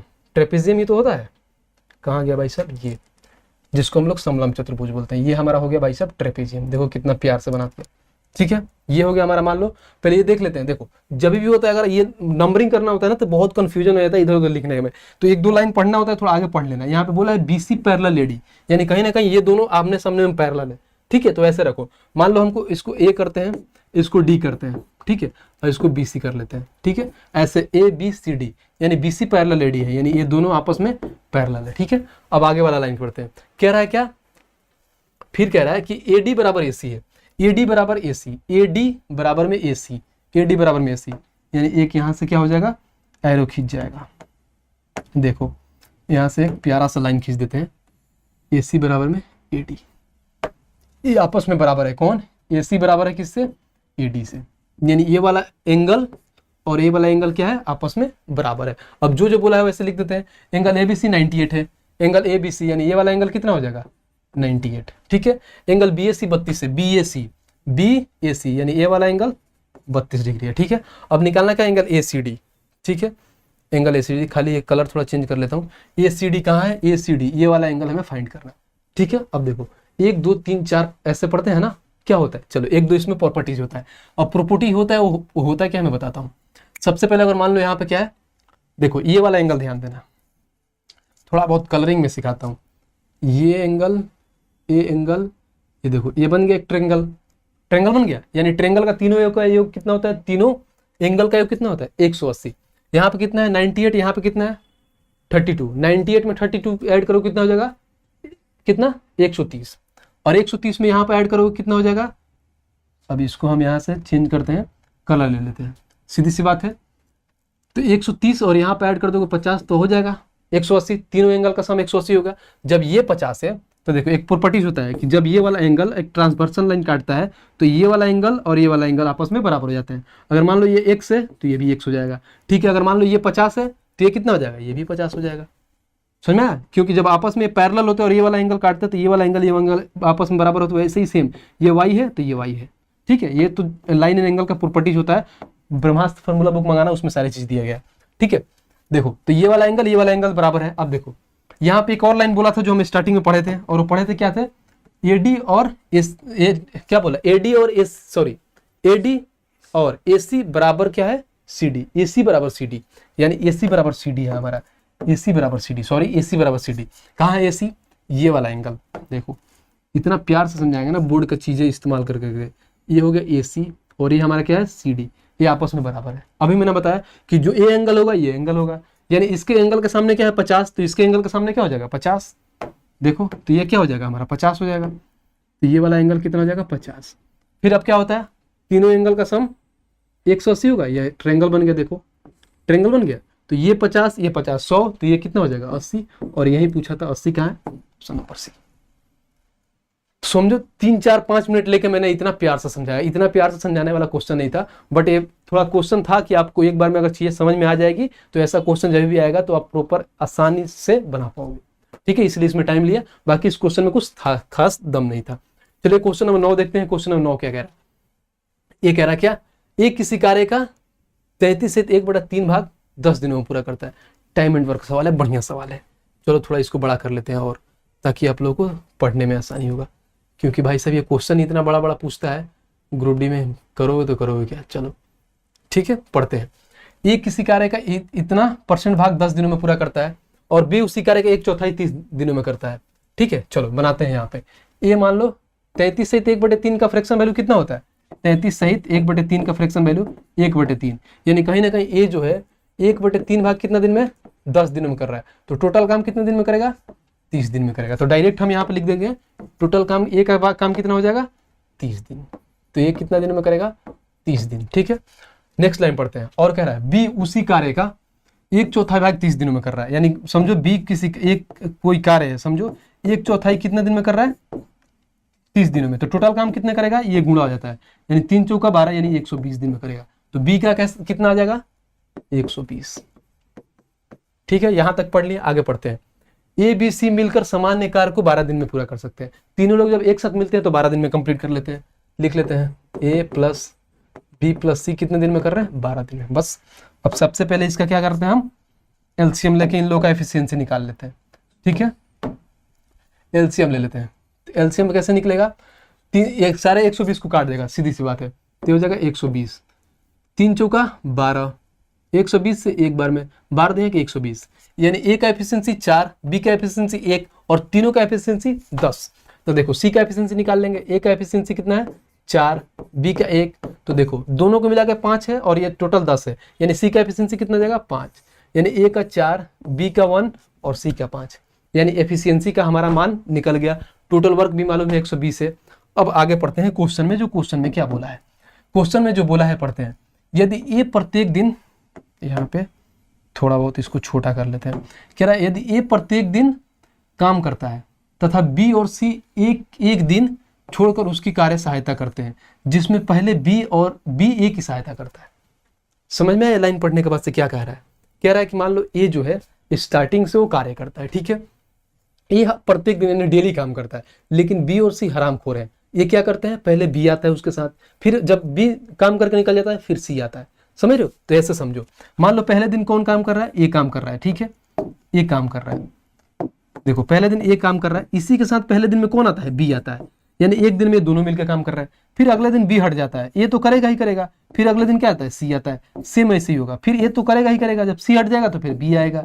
फिर अगले दिन ऐसे होगा, जब बी हट जाएगा तो क्या होगा, सी आएगा। यानी कहीं ना कहीं देखो तो 2 दिन बाद हमारा क्या, एक साइकिल बन जाता है। यानी 2 दिन बाद फिर काम को रिपीट हो जा रहा है। तो यानी कहीं ना कहीं अगर 2 दिन का हम डायरेक्ट काम निकालेंगे तो पता चल जाएगा। तो देखो 2 दिन का काम निकालते हैं, तो एक दिन में दोनों लोग मिलकर कितना काम कर रहे हैं, ए और बी का एफिशिएंसी कितना है, 4 और 1 5। ठीक है, तो एक दिन में कितना काम कर रहे हैं, ये 5, और फिर एक दिन में कितना काम कर रहे हैं, 4 और 5 9, यानी एक दिन में 9 काम कर रहे हैं। यानी सीधी सी बात है, डायरेक्ट निकाल रहे हैं। यानी 2 दिन में टोटल काम कितना हो रहा है हमारा, 14 काम हो रहा है। तो ये हमारा 2 दिन का काम कितना हो जाएगा, 14 काम। हमें टोटल काम कितना करना है, 120। जब 120 ऐसे होता है तो हम ऐसे निकालते हैं, या तो इसके नजदीक जाते हैं, ठीक है, या तो इसके बराबर जाते हैं। तो 14 का पहाड़ा में 120 आता नहीं है तो नजदीक जाएंगे, इसके आगे काम नहीं कराना है, हमें इतना ही काम कराना है। तो 14 8 कितना होता है, 112। तो यानी सीधी सी बात है, इधर भी 8 से गुणा कर देंगे और इधर भी 8 से गुणा कर देंगे। देखो इधर भी 8 से गुणा कर देंगे, इधर भी 8 से गुणा करेंगे, तो काम कितना हो जाएगा हमारा, 16 दिन। और ये काम कितना हो जाएगा, 14 8 कितना होता है, 112। ठीक है, 112 काम कर दिए। देखो 16 दिन तक का काम हो गया। ठीक है, 16 दिन यानी 2 दिन तक, यानी सी तक काम हो गया। अगले दिन ये दोनों लोग आएंगे, ए प्लस बी आएंगे अगले दिन काम करने। तो एक दिन में कितना काम कर रहे हैं, ये दोनों लोग मिलकर 5 काम कर रहे हैं। ठीक है, 112 हो गया, 5 और काम कर देंगे, यानी 17 दिन में कितना काम हो जाएगा, 117। ठीक है, अब देखो, अब जो अगले दिन में ये दोनों लोग मिल के आएंगे, तो दोनों लोग एक दिन में कितना काम कर रहे हैं, 5 और 4 9 काम कर रहे हैं। बट हमें कराना कितना है, 3 ही काम, क्योंकि 120 करना है, 117 हो गया, यानी 3 काम करना है। तो लिखने का तरीका देखो कैसे लिखा जाता है ऐसे सवाल में। पहले ये 17 दिन हो जाएगा, जो लेफ्ट काम, जो बचा हुआ काम ऊपर लिखते हैं, यानी बचा हुआ काम कितना है, 3। और जो कराना होता है, जितना मतलब जितना एफिशिएंसी होता है उसको नीचे लिखते हैं। एफिशिएंसी कितना हो जाएगा, 9। तो 3 से काट दो, यानी 17 सहित 1/3 दिन में काम कंप्लीट हो जाएगा। कहाँ है, तो ऑप्शन नंबर बी। देखे बबुआ, ये बढ़िया सवाल था। ठीक है, इसमें यहाँ पे थोड़ा बहुत घुमाया था, बट लेकिन अगर आप एक लाइन पढ़ लोगे अच्छे से, कि यहाँ पे ध्यान से पढ़ लोगे क्या कह रहा है, कि एक साथ बी और सी दे रहे हैं, पहले दिन बी आता है, दूसरे दिन सी आता है, तो आराम से अल्टरनेटिव वाले कंसेप्ट पे ये बना के ईजी में बना लोगे। मजा आया क्वेश्चन देखे? उम्मीद कर रहा हूँ चीज़ों को सीखने में काफ़ी मजा आ रहा होगा, और हर एक क्वेश्चन में नए नए चीज़ों को सीखने को मिल रहा होगा। तो ये चीज़ें सीखने को मिल रहा है तो वीडियो को क्या करना है, लाइक करते रहना है। ठीक है, और प्यारा सा एक कमेंट भी जरूर करना है आपको। चलो क्वेश्चन नंबर 10 देखते हैं। कह रहा है कि अर्धवार्षिक 12% प्रति दर से 18 महीने के लिए इतना रुपए साधारण ब्याज और चक्रवृद्धि ब्याज के अंतर ज्ञात करना है। अब यहाँ पर सिंपल इंटरेस्ट और कंपाउंड इंटरेस्ट का क्या चक्रवृद्धि निकालना है, और अर्धवार्षिक रूप है। जब भी क्वेश्चन में अर्धवार्षिक बोले यानी हाफ ईयरली बोले, 2 चीजें आपके दिमाग में आना चाहिए, और 2 चीजें क्या है, तो सबसे पहले यहाँ पर रेट आएगा और सबसे पहले टाइम आएगा। जब अर्धवार्षिक बोले तो रेट आधा हो जाएगा, यानी 12% का रेट आधा 6% हो जाएगा, और टाइम हमारा 2 गुना हो जाता है। यहाँ पे 18 महीना बोला यानी 36 महीना हो जाएगा। 36 महीना, एक साल में 12 महीना, 36 महीना यानी 3 साल, यानी टाइम हमारा कितना हो जाएगा, 3 ईयर। बस अब जो बोला है इजी वे में निकाल लोगे। सबसे पहले साधारण ब्याज और चक्रवृद्धि ब्याज का अंतर, यानी सीधी सी बात है, देखो इसका सिंपल इंटरेस्ट का परसेंटेज कितना आएगा, और यहाँ पे कंपाउंड इंटरेस्ट का परसेंटेज कितना आएगा, निकाल लो। सिंपल इंटरेस्ट निकालने के लिए सबसे आसान है कि उसका रेट क्या होता है, चेंज नहीं होता है, हर साल सेम रेट लगता है, यानी 6% 3 साल के लिए कितना होगा, 18%। तो सिंपल इंटरेस्ट 18% निकल गया। कंपाउंड इंटरेस्ट निकालने के लिए या तो आप सक्सेसिव का यूज करो, या तो आप रेशियो का यूज करो। रेशियो का यूज करोगे तो यानी क्या, समझो कि 100 का चीज अगर मान लो 6% बढ़ रहा है, यानी 106 हो रहा है, तो ये 3 साल के लिए तो क्यू कर दो भाई साहब, और इसका क्यू कर दो, और ऐसे बनाओ, लंका लग जाएगी, इतना टाइम लगेगा, और बाद में आप या तो कैलकुलेशन में फंस जाओगे, या तो ऐसे इरिटेट होकर क्वेश्चन छोड़ दोगे। तो इसको हम क्या करेंगे, सक्सेसिव से निकालेंगे। सक्सेसिव से निकालने का तरीका क्या होता है, पहले 6% का 2 बार सक्सेसिव निकाल लेते हैं। तो 6% का 2 बार सक्सेसिव निकालने का हम तरीका बनाए हैं क्या, जब भी रेट अगर इजी वे में दिया है तो 6% बोला है, तो 6% बोला है तो सबसे पहले क्या करते हैं, 6 का 2 गुना कर देते हैं, यानी 12, और एक पॉइंट लगाते हैं, फिर 6 का स्क्वायर कर देते हैं, यानी 6 का स्क्वायर करेंगे कितना हो जाएगा, 36, यानी 2 साल का रेट इतना आ गया। बट 3 साल का निकालना है तो और क्या करेंगे, फिर 6% लगा देंगे, प्लस में 12.36 इंटू में 6 अपॉन में 100, लो अब निकाल दो, आ जाएगा। तो 12 6 18.36 ही हो जाएगा। फिर प्लस इसको गुणा कर लें, 6 का 36, हाथ में 3 6 18, और 3 21 के एक हाथ में 2, 12 6 72 और 2 74, और बट्टे में 100, और यहाँ पे पॉइंट लगा है। देखो अब ये 2 पॉइंट है, तो ये पॉइंट घसक के यहाँ आ जाएगा, तो इस पॉइंट को हटा के यहाँ रख देंगे, तो ये कितना हो जाएगा 18.36, और यहाँ पे देखो ये हो जाएगा 0.7416। अब इसको ऐड कर लेते हैं, ऐड करेंगे वहीं हमारा डिफरेंस आ जाएगा, ऐड करते हैं ये 6 हो जाएगा, यहाँ पर 1 हो जाएगा, 6 4 10 हाथ में 1, 7 3 10, 1 11 हाथ में 1, और कितना हो जाएगा ये 0 है, ठीक है। तो 8 और 1 9, यहाँ पर हो जाएगा 19.1016, यानी हमारा इसका सिंपल कंपाउंड इंटरेस्ट कितना आ जाएगा परसेंटेज में, 19.1016, ये आ गया। लो, ये सारा राम कथा मिटा देते हैं आप लोगों को दिखाने के लिए और बताने के लिए सारे निकाला, ठीक है। अब देखो, अब इन दोनों का डिफरेंस ही तो पूछा है। देखो यहाँ पर जब हम एक लाइन पढ़ेंगे और वो पढ़ाएंगे क्या, साधारण ब्याज और चक्रवृद्धि ब्याज का अंतर ज्ञात करना है, यानी इन दोनों का डिफरेंस ज्ञात करना है, ठीक है। और इन दोनों का डिफरेंस कितना है, यहाँ पे 18%, यहाँ पे ये है, इन दोनों का डिफरेंस यानी इनको घटा देंगे, यानी कहीं ना कहीं आ जाएगा 1.1016, ठीक है। टोटल हमें कितना दे रखा है, प्रिंसिपल इतना दिया है, इसी का इतना परसेंट निकालेंगे, हमारा दोनों का डिफरेंस आ जाएगा। तो प्रिंसिपल कितना दिया है 1 और 5 को 0, 1 2 3 4 5, कहीं ना कहीं ये 100% का मान है, और निकालना कितना है 1.1016। बस, या तो इस पर डिजिटल सम लगा लो, डिजिटल सम लगाने की जरूरत नहीं है, बहुत इजी कैलकुलेशन है, तो आप डायरेक्ट कैलकुलेट करके निकाल लोगे। देखो, अगर यहाँ पे अगर पॉइंट हटाते हैं हम तो नीचे का 0 आ जाएगा, 1 2 3 4, तो 1 2 3 4, अब यहाँ पर कितने 5 0 है, 1 2 3 4 5, तो 5 0 काट दो, 1 2 यहाँ से कट जाएगा, 1 2 3 यहाँ से कट जाएगा, बचेगा नीचे 10। तो ये हमारा टोटल संख्या कितना है 11016, और नीचे 10 है तो पीछे से एक अंक के बाद से एक पॉइंट लगा देंगे, यानी पॉइंट यहाँ पर लग जाएगा, तो ये हो जाएगा कितना आंसर आ जाएगा 1101.6, 1101.6, 1101.6, 1101.6 का है 1101.6, 11 ये है ऑप्शन नंबर बी। देखिए, बढ़िया सवाल था, बस यहाँ पर सीआई के परसेंटेज निकालने के लिए हमें टाइम लगा, बाकी उसमें कैलकुलेशन करने में कुछ नहीं था, क्योंकि यहाँ पे जो प्रिंसिपल दिया था बहुत इजी दिया था, ठीक है। तो उम्मीद कर रहा हूँ क्वेश्चन देख के मजा आ रहा होगा, ठीक है, अंदर से फील आ रहा होगा कि हाँ ग्रुप डी का क्वेश्चन पढ़ रहे हैं। भाई साहब, ग्रुप डी में जो मैथ्स पूछता है ना, सिस्टम हिला देता है, सिस्टम बोलते हैं, जो सीजीएल लेवल में भी क्वेश्चन नहीं पूछता है, वैसे वैसे क्वेश्चन ग्रुप डी में पूछता है, ठीक है। तो ग्रुप डी का हल्के में नहीं लेने का, ठीक है, अपना अलग ही रोला चलता है ग्रुप डी का। चलो क्वेश्चन नंबर 11 देखते हैं। देख रहे ग्रुप डी का ही क्वेश्चन है, देखो 6 का पावर पूछा है, समझ लो इस लेवल का क्वेश्चन पूछा है। a के पावर 4 प्लस में 1/a के पावर 4 इक्वल टू में 34 दे रखा है, तो ये निकालना है, इजी सवाल होता है। देखो यहाँ पर अगर a के पावर 4 बट्टे में a के पावर 4 बराबर 34 दिया है, तो सबसे पहले हम पहले a का स्क्वायर करेंगे, जब a का स्क्वायर निकल जाएगा तो उसका होल क्यों निकाल देंगे, तो a के पावर 6 आ जाएगा। इजी है, समझना होता है। देखो दो चीजें होता है, एक तो क्वेश्चन में दिया क्या है और एक क्वेश्चन में पूछा क्या है, ठीक है। तो दिया है जो निकाल दिए हैं, अब ऐसे हमें क्वेश्चन में जो पूछा है उसको कैसे निकालना है वो चीजें सोचना है। तो पहले इसको स्क्वायर निकालते हैं, जब इसको स्क्वायर निकालते हैं तो कुछ नहीं करते, a प्लस a का स्क्वायर जो हमारा वैल्यू दिया है ना, ऐसे रूट लगा देते हैं, इस वैल्यू को लिख देते हैं, अगर प्लस में आते हैं तो यहाँ पर +2 करके निकाल देते हैं, अगर वही माइनस में आता है तो -2 कर देते हैं। तो ये हो जाए कितना √36, और √36 निकालोगे तो कितना आ जाएगा हमारा a स्क्वायर प्लस में 1 पर a स्क्वायर बराबर में 6, तो ये आ गया। अब इसी का होल क्यूब कर देंगे तो a का पावर 6 आ जाएगा। होल क्यूब निकालने के लिए फॉर्मूला होता है, देखो अगर मान लो a प्लस 1/a बराबर n दे रखा है, तो अगर मान हमें निकालना होता है a स्क्वायर प्लस में 1/a स्क्वायर, तो कुछ नहीं होता, n स्क्वायर -2 कर देते हैं। अगर वहीं अगर मान लो इसका क्यूब निकालना होता है, a cube plus 1/a cube निकालना होता है, तो ये होता है n क्यूब माइनस में 3n, ये अलजेब्रा में पढ़ोगे आप, ठीक है। तो यहाँ पे इसी का होल क्यूब कर लेते हैं, तो क्या हो जाएगा a के पावर 6 बट्टे में a के पावर 6 बराबर में n क्यूब माइनस में 3n, ठीक है, आ जाएगा। देखो अब n के जगह पे क्या होगा 6 का क्यूब कितना होता है 216, माइनस 6 में 3 से गुणा करोगे 18, तो 216 में 18 को करोगे तो 198 होगा, और यही हमारा आंसर हो जाएगा। कहाँ है, तो ऑप्शन नंबर बी, ठीक है। मजा आ रहा होगा क्वेश्चन करने में आप लोगों को, सॉल्व एकदम हाउस द जोश, पूरा हाई रहना है, लो नहीं करना है। चलिए क्वेश्चन नंबर 12 देखते हैं। क्वेश्चन नंबर 12 कह रहा है 2 पाइप X और Y एक टंकी को क्रम से 21 घंटे और 24 घंटे में भर सकते हैं। पाइपों को एक साथ खोला जाता है और यह पाया जाता है कि तली में रिसाव के कारण टंकी भरने में 48 मिनट अधिक लगते हैं। जब टंकी भर जाती है तो कितने समय में रिसाव उसे खाली कर देगा यदि उस दौरान कोई पाइप नहीं खुला है। समझ रहे हो कितना तगड़ा सवाल है भाई साहब। ये ग्रुप डी में क्वेश्चन पूछा था, मुश्किल से 2% बच्चे ने उस टाइम इसको क्या हुआ अटेम्प्ट किया था। इस लेवल का क्वेश्चन है, और ये क्वेश्चन क्या है, बस एक लाइन समझना है और वो लाइन पढ़ना है। यहाँ पे मैं वो लाइन आपको डिनोट करके दिखाता हूँ, और वो लाइन क्या है देखो, वहां पे ये लाइन बताते हैं।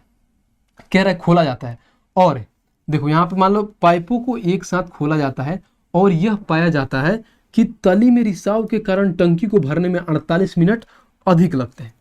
समझ रहे हो, मान लो पहले दोनों पहले भर जाता है, जब भरने के बाद जब दोनों पाइप लगता है, जब एक साथ खोलने के बाद, तब उस टाइम लगता है अरे यार तली में तो कोई छिद्र जिसको हम लोग भोजपुरी में छेद बोलते हैं कि कोनो छेद बा, जाना को वैसे कितना देर लग रहा है 48 मिनट अधिक लग रहा है, समझ रहे हो। तो देखो सबसे पहले हम दिखते हैं कि पहले भाई टंकी कितने घंटे में भरेगा, ठीक है, पहले वो निकाल लेते हैं। तो उसको निकालने के लिए हम क्या करेंगे, पहले दोनों को लेते हैं, यानी मान लो एक्स है, एक्स टंकी को कितने देर में भर रहा है भाई साहब, 21 घंटे में भर रहा है, ठीक है। और वाई टंकी को कितने भर रहा है, 24 घंटे में। इसका अगर हम निकालते हैं तो 7 त्रिका 21 और 8 त्रिका 24, 3 कॉमन हो जाएगा, तो 8 से 56 और 56 का 3 गुना 168, ठीक है, ये होगा, ठीक है। 5 3 15 150 और 6 18 168, यानी 21 का 8 गुना और 24 का 7 गुना। एक्स का एफिशिएंसी 8, वाई का एफिशिएंसी 7, यानी एक्स 8 से भर रहा है, वाई 7 से भर रहा है, ठीक है। अगर ये टोटल इतना भरने में तो कितना समय लगेगा, तो अगर हम टाइम निकालते हैं तो टाइम होता है समझो वर्क अपॉन एफिशिएंसी, यानी 168 है, भरना कितना है 8 7 15 में। चलो इसको काटते हैं, काटेंगे कैसे, 5 से काटेंगे 3 से काट, 3 5 15, 3 6 18, 3 5 15, 5 से इसको काटेंगे तो 5 एकम 5, फिर 5 एकम 5, 11 5 55, 1 सहित 5, ठीक है। ये इतना घंटा लगेगा, बट हमें यहाँ पे क्या 48 मिनट दिया है ना, यहाँ पे मिनट, तो हम भी इसको मिनट में कर लेते हैं। तो ये 11 घंटा अगर 1/5 को मिनट में करना है तो 60 से गुणा कर लो, यानी यहाँ के 12 बार में कट जाएगा, यानी कहीं ना कहीं टंकी भरने में कितना देर लगेगा, 11 आवर 12 मिनट, ठीक है। ये तो कैसा है, जब छिद्र नहीं है। बट ये देखा गया कि पाइपों के एक साथ खोलने के बाद पाया जाता है कि तली में रिसाव के कारण 48 मिनट अधिक लगते हैं, ठीक है। अगर छिद्र ना हो तो इतने देर में टंकी आराम से भर जाएगा, ठीक है। बट छिद्र होने की वजह से 48 मिनट अधिक लग रहा है, तो इसमें हम 48 मिनट और ऐड कर देंगे। तो ऐड कर देंगे तो टोटल कितना देर आ जाएगा, 12 आवर, ठीक है। अब देखो 12 आवर आ गया, तो अब 12 आवर कब आया, जब तीनों एक साथ काम कर रहे हैं। टंकी कब भरेगा, जब तीनों एक साथ काम कर रहे हैं। ये तो एक्स और वाई भी करेंगे और इसके साथ ये खाली भी करता रहेगा, तब 12 आवर लगेगा।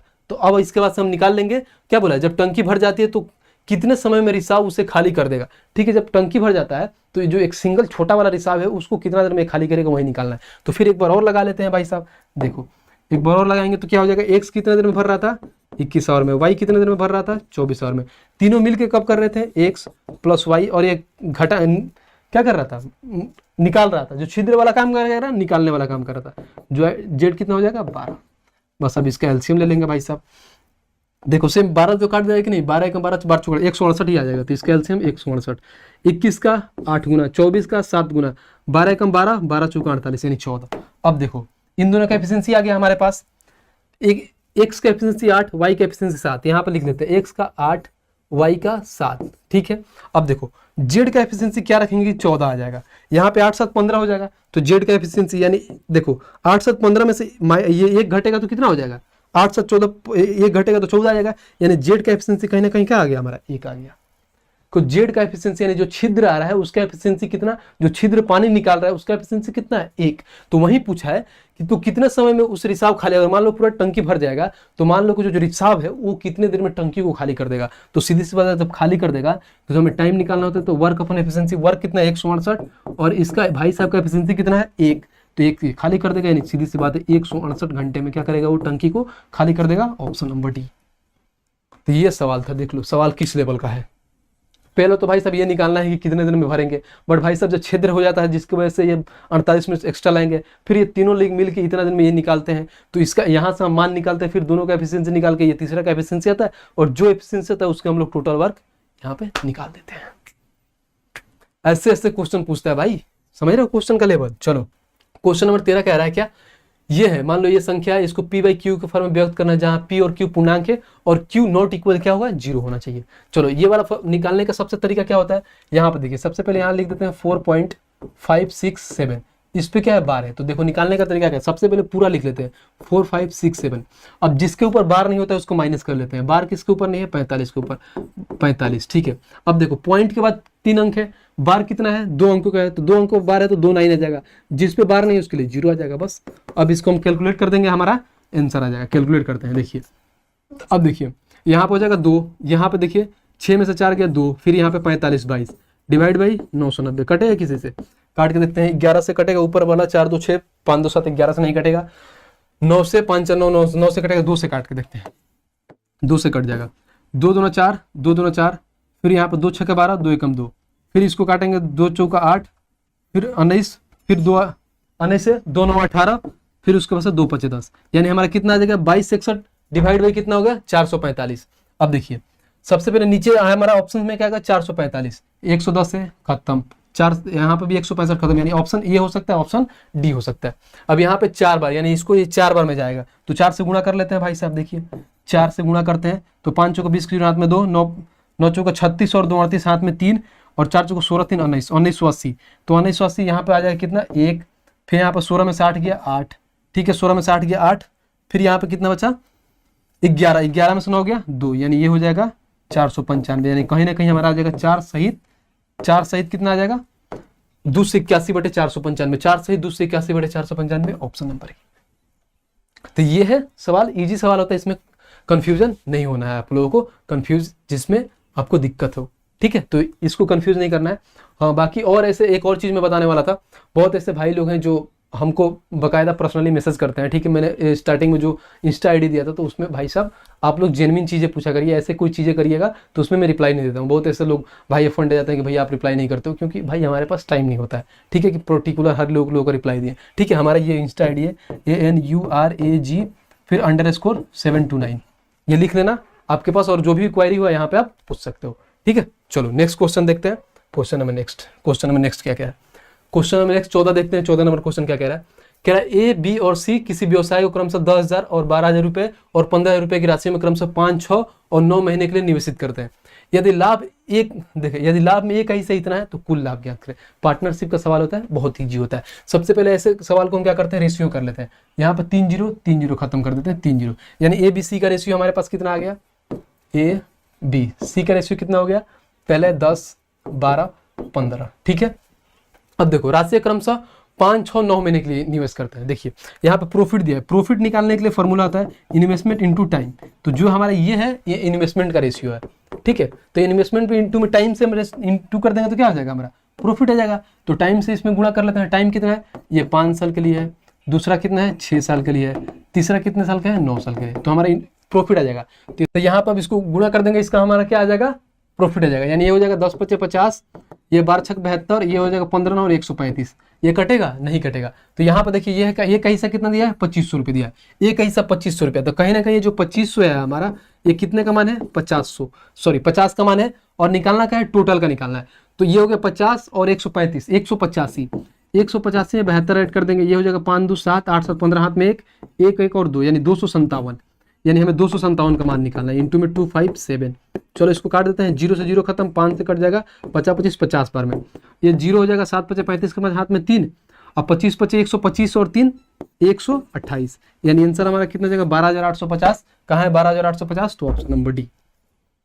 तो इजी सवाल था, इसमें कुछ था नहीं, पार्टनरशिप का सवाल था। बस आपको ये मालूम होना चाहिए फॉर्मूला कि profit equal to investment into time होता है। यहाँ पे इन्वेस्टमेंट दे रखा है, टाइम दे रखा है, इन लोगों को दोनों को मल्टीप्लाई करेंगे तो हमारा प्रॉफिट का रेशियो आ जाएगा। ए का प्रॉफिट दे ही रखा था, टोटल का प्रॉफिट निकाल दिया, ठीक है। चलिए क्वेश्चन नंबर नेक्स्ट देखते हैं। क्वेश्चन नंबर नेक्स्ट क्या कह रहा है, 15 नंबर, और 15 नंबर क्वेश्चन किससे है ये, तो ये 15 नंबर क्वेश्चन है हमारे ट्रिगो से। चलिए यहाँ पे देखिए साइन प्लस कॉसेक का square plus cos plus sec का स्क्वायर, ठीक है, कुछ नहीं किया है, बस खाली इसको क्या करेंगे a + b का होल स्क्वायर पर तोड़ देंगे।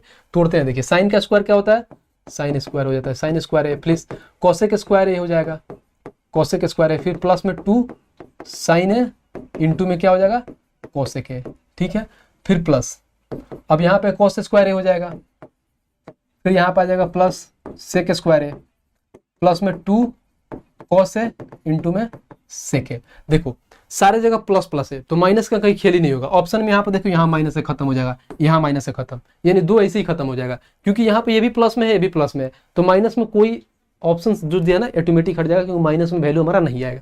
अब 2 आ गया, 2 निकालने के लिए सबसे पहले यहाँ पे देखो 2-3 चीजें जो आपको बहुत आसानी से चीजें दिख रही होगी। यहाँ पे साइन स्क्वायर है और यहाँ पे देखिए कॉस स्क्वायर है, दोनों को ऐड करिएगा तो क्या होता है, साइन स्क्वायर है प्लस कॉस स्क्वायर है इक्वल टू में क्या होता है 1, तो हो जाएगा 1, ठीक है। आगे देखिए, यहाँ पे देखिए 2 साइन है कॉस है, ठीक है। यहाँ पे अगर देखते हैं हम तो कॉसेक स्क्वायर है, यहाँ पे है सेक स्क्वायर है, ठीक है। देखिए एक फार्मूला होता है, और वो फार्मूला क्या होता है पढ़ना है। यहाँ पे जब साइन ए होता है ना तो इसको रिवर्स करते हो तो 1/cosec ए होता है, सेम ऐसे ही होता है। अगर मान लो अगर यहाँ पे cos ए है और इसको रिवर्स करते हो तो 1/sec ए हो जाता है। अगर यहाँ पर tan ए है, इसको रिवर्स करते हो तो 1/cot ए हो जाता है, और सेम ऐसे ही हो जाएगा। यहाँ पे cosec है तो 1/sin है, यहाँ पर sec है तो 1/cos है, यहाँ पे cot है तो 1/tan है, ठीक है। तो देखो यह वाला फॉर्मूला यहाँ पे यूज हो जाएगा। ये cosec आप यहाँ पे देखते हैं 2, यहाँ पे sin ए हो जाएगा यहाँ पे साइन है, और इसको रिवर्स कर देंगे तो क्या हो जाएगा 1 बाई में क्या, हम या तो यहाँ पे कोसेक ए की जगह पे क्या लिख सकते हैं, हम साइन ए लिख सकते हैं। तो यहाँ पे कोसेक है, सीधी सी बात है, तो इसको रिवर्स करेंगे तो क्या हो जाएगा 1 बटे साइन है। ठीक है, तो ये हो जाएगा साइन है, तो ये साइन है खत्म हो जाएगा।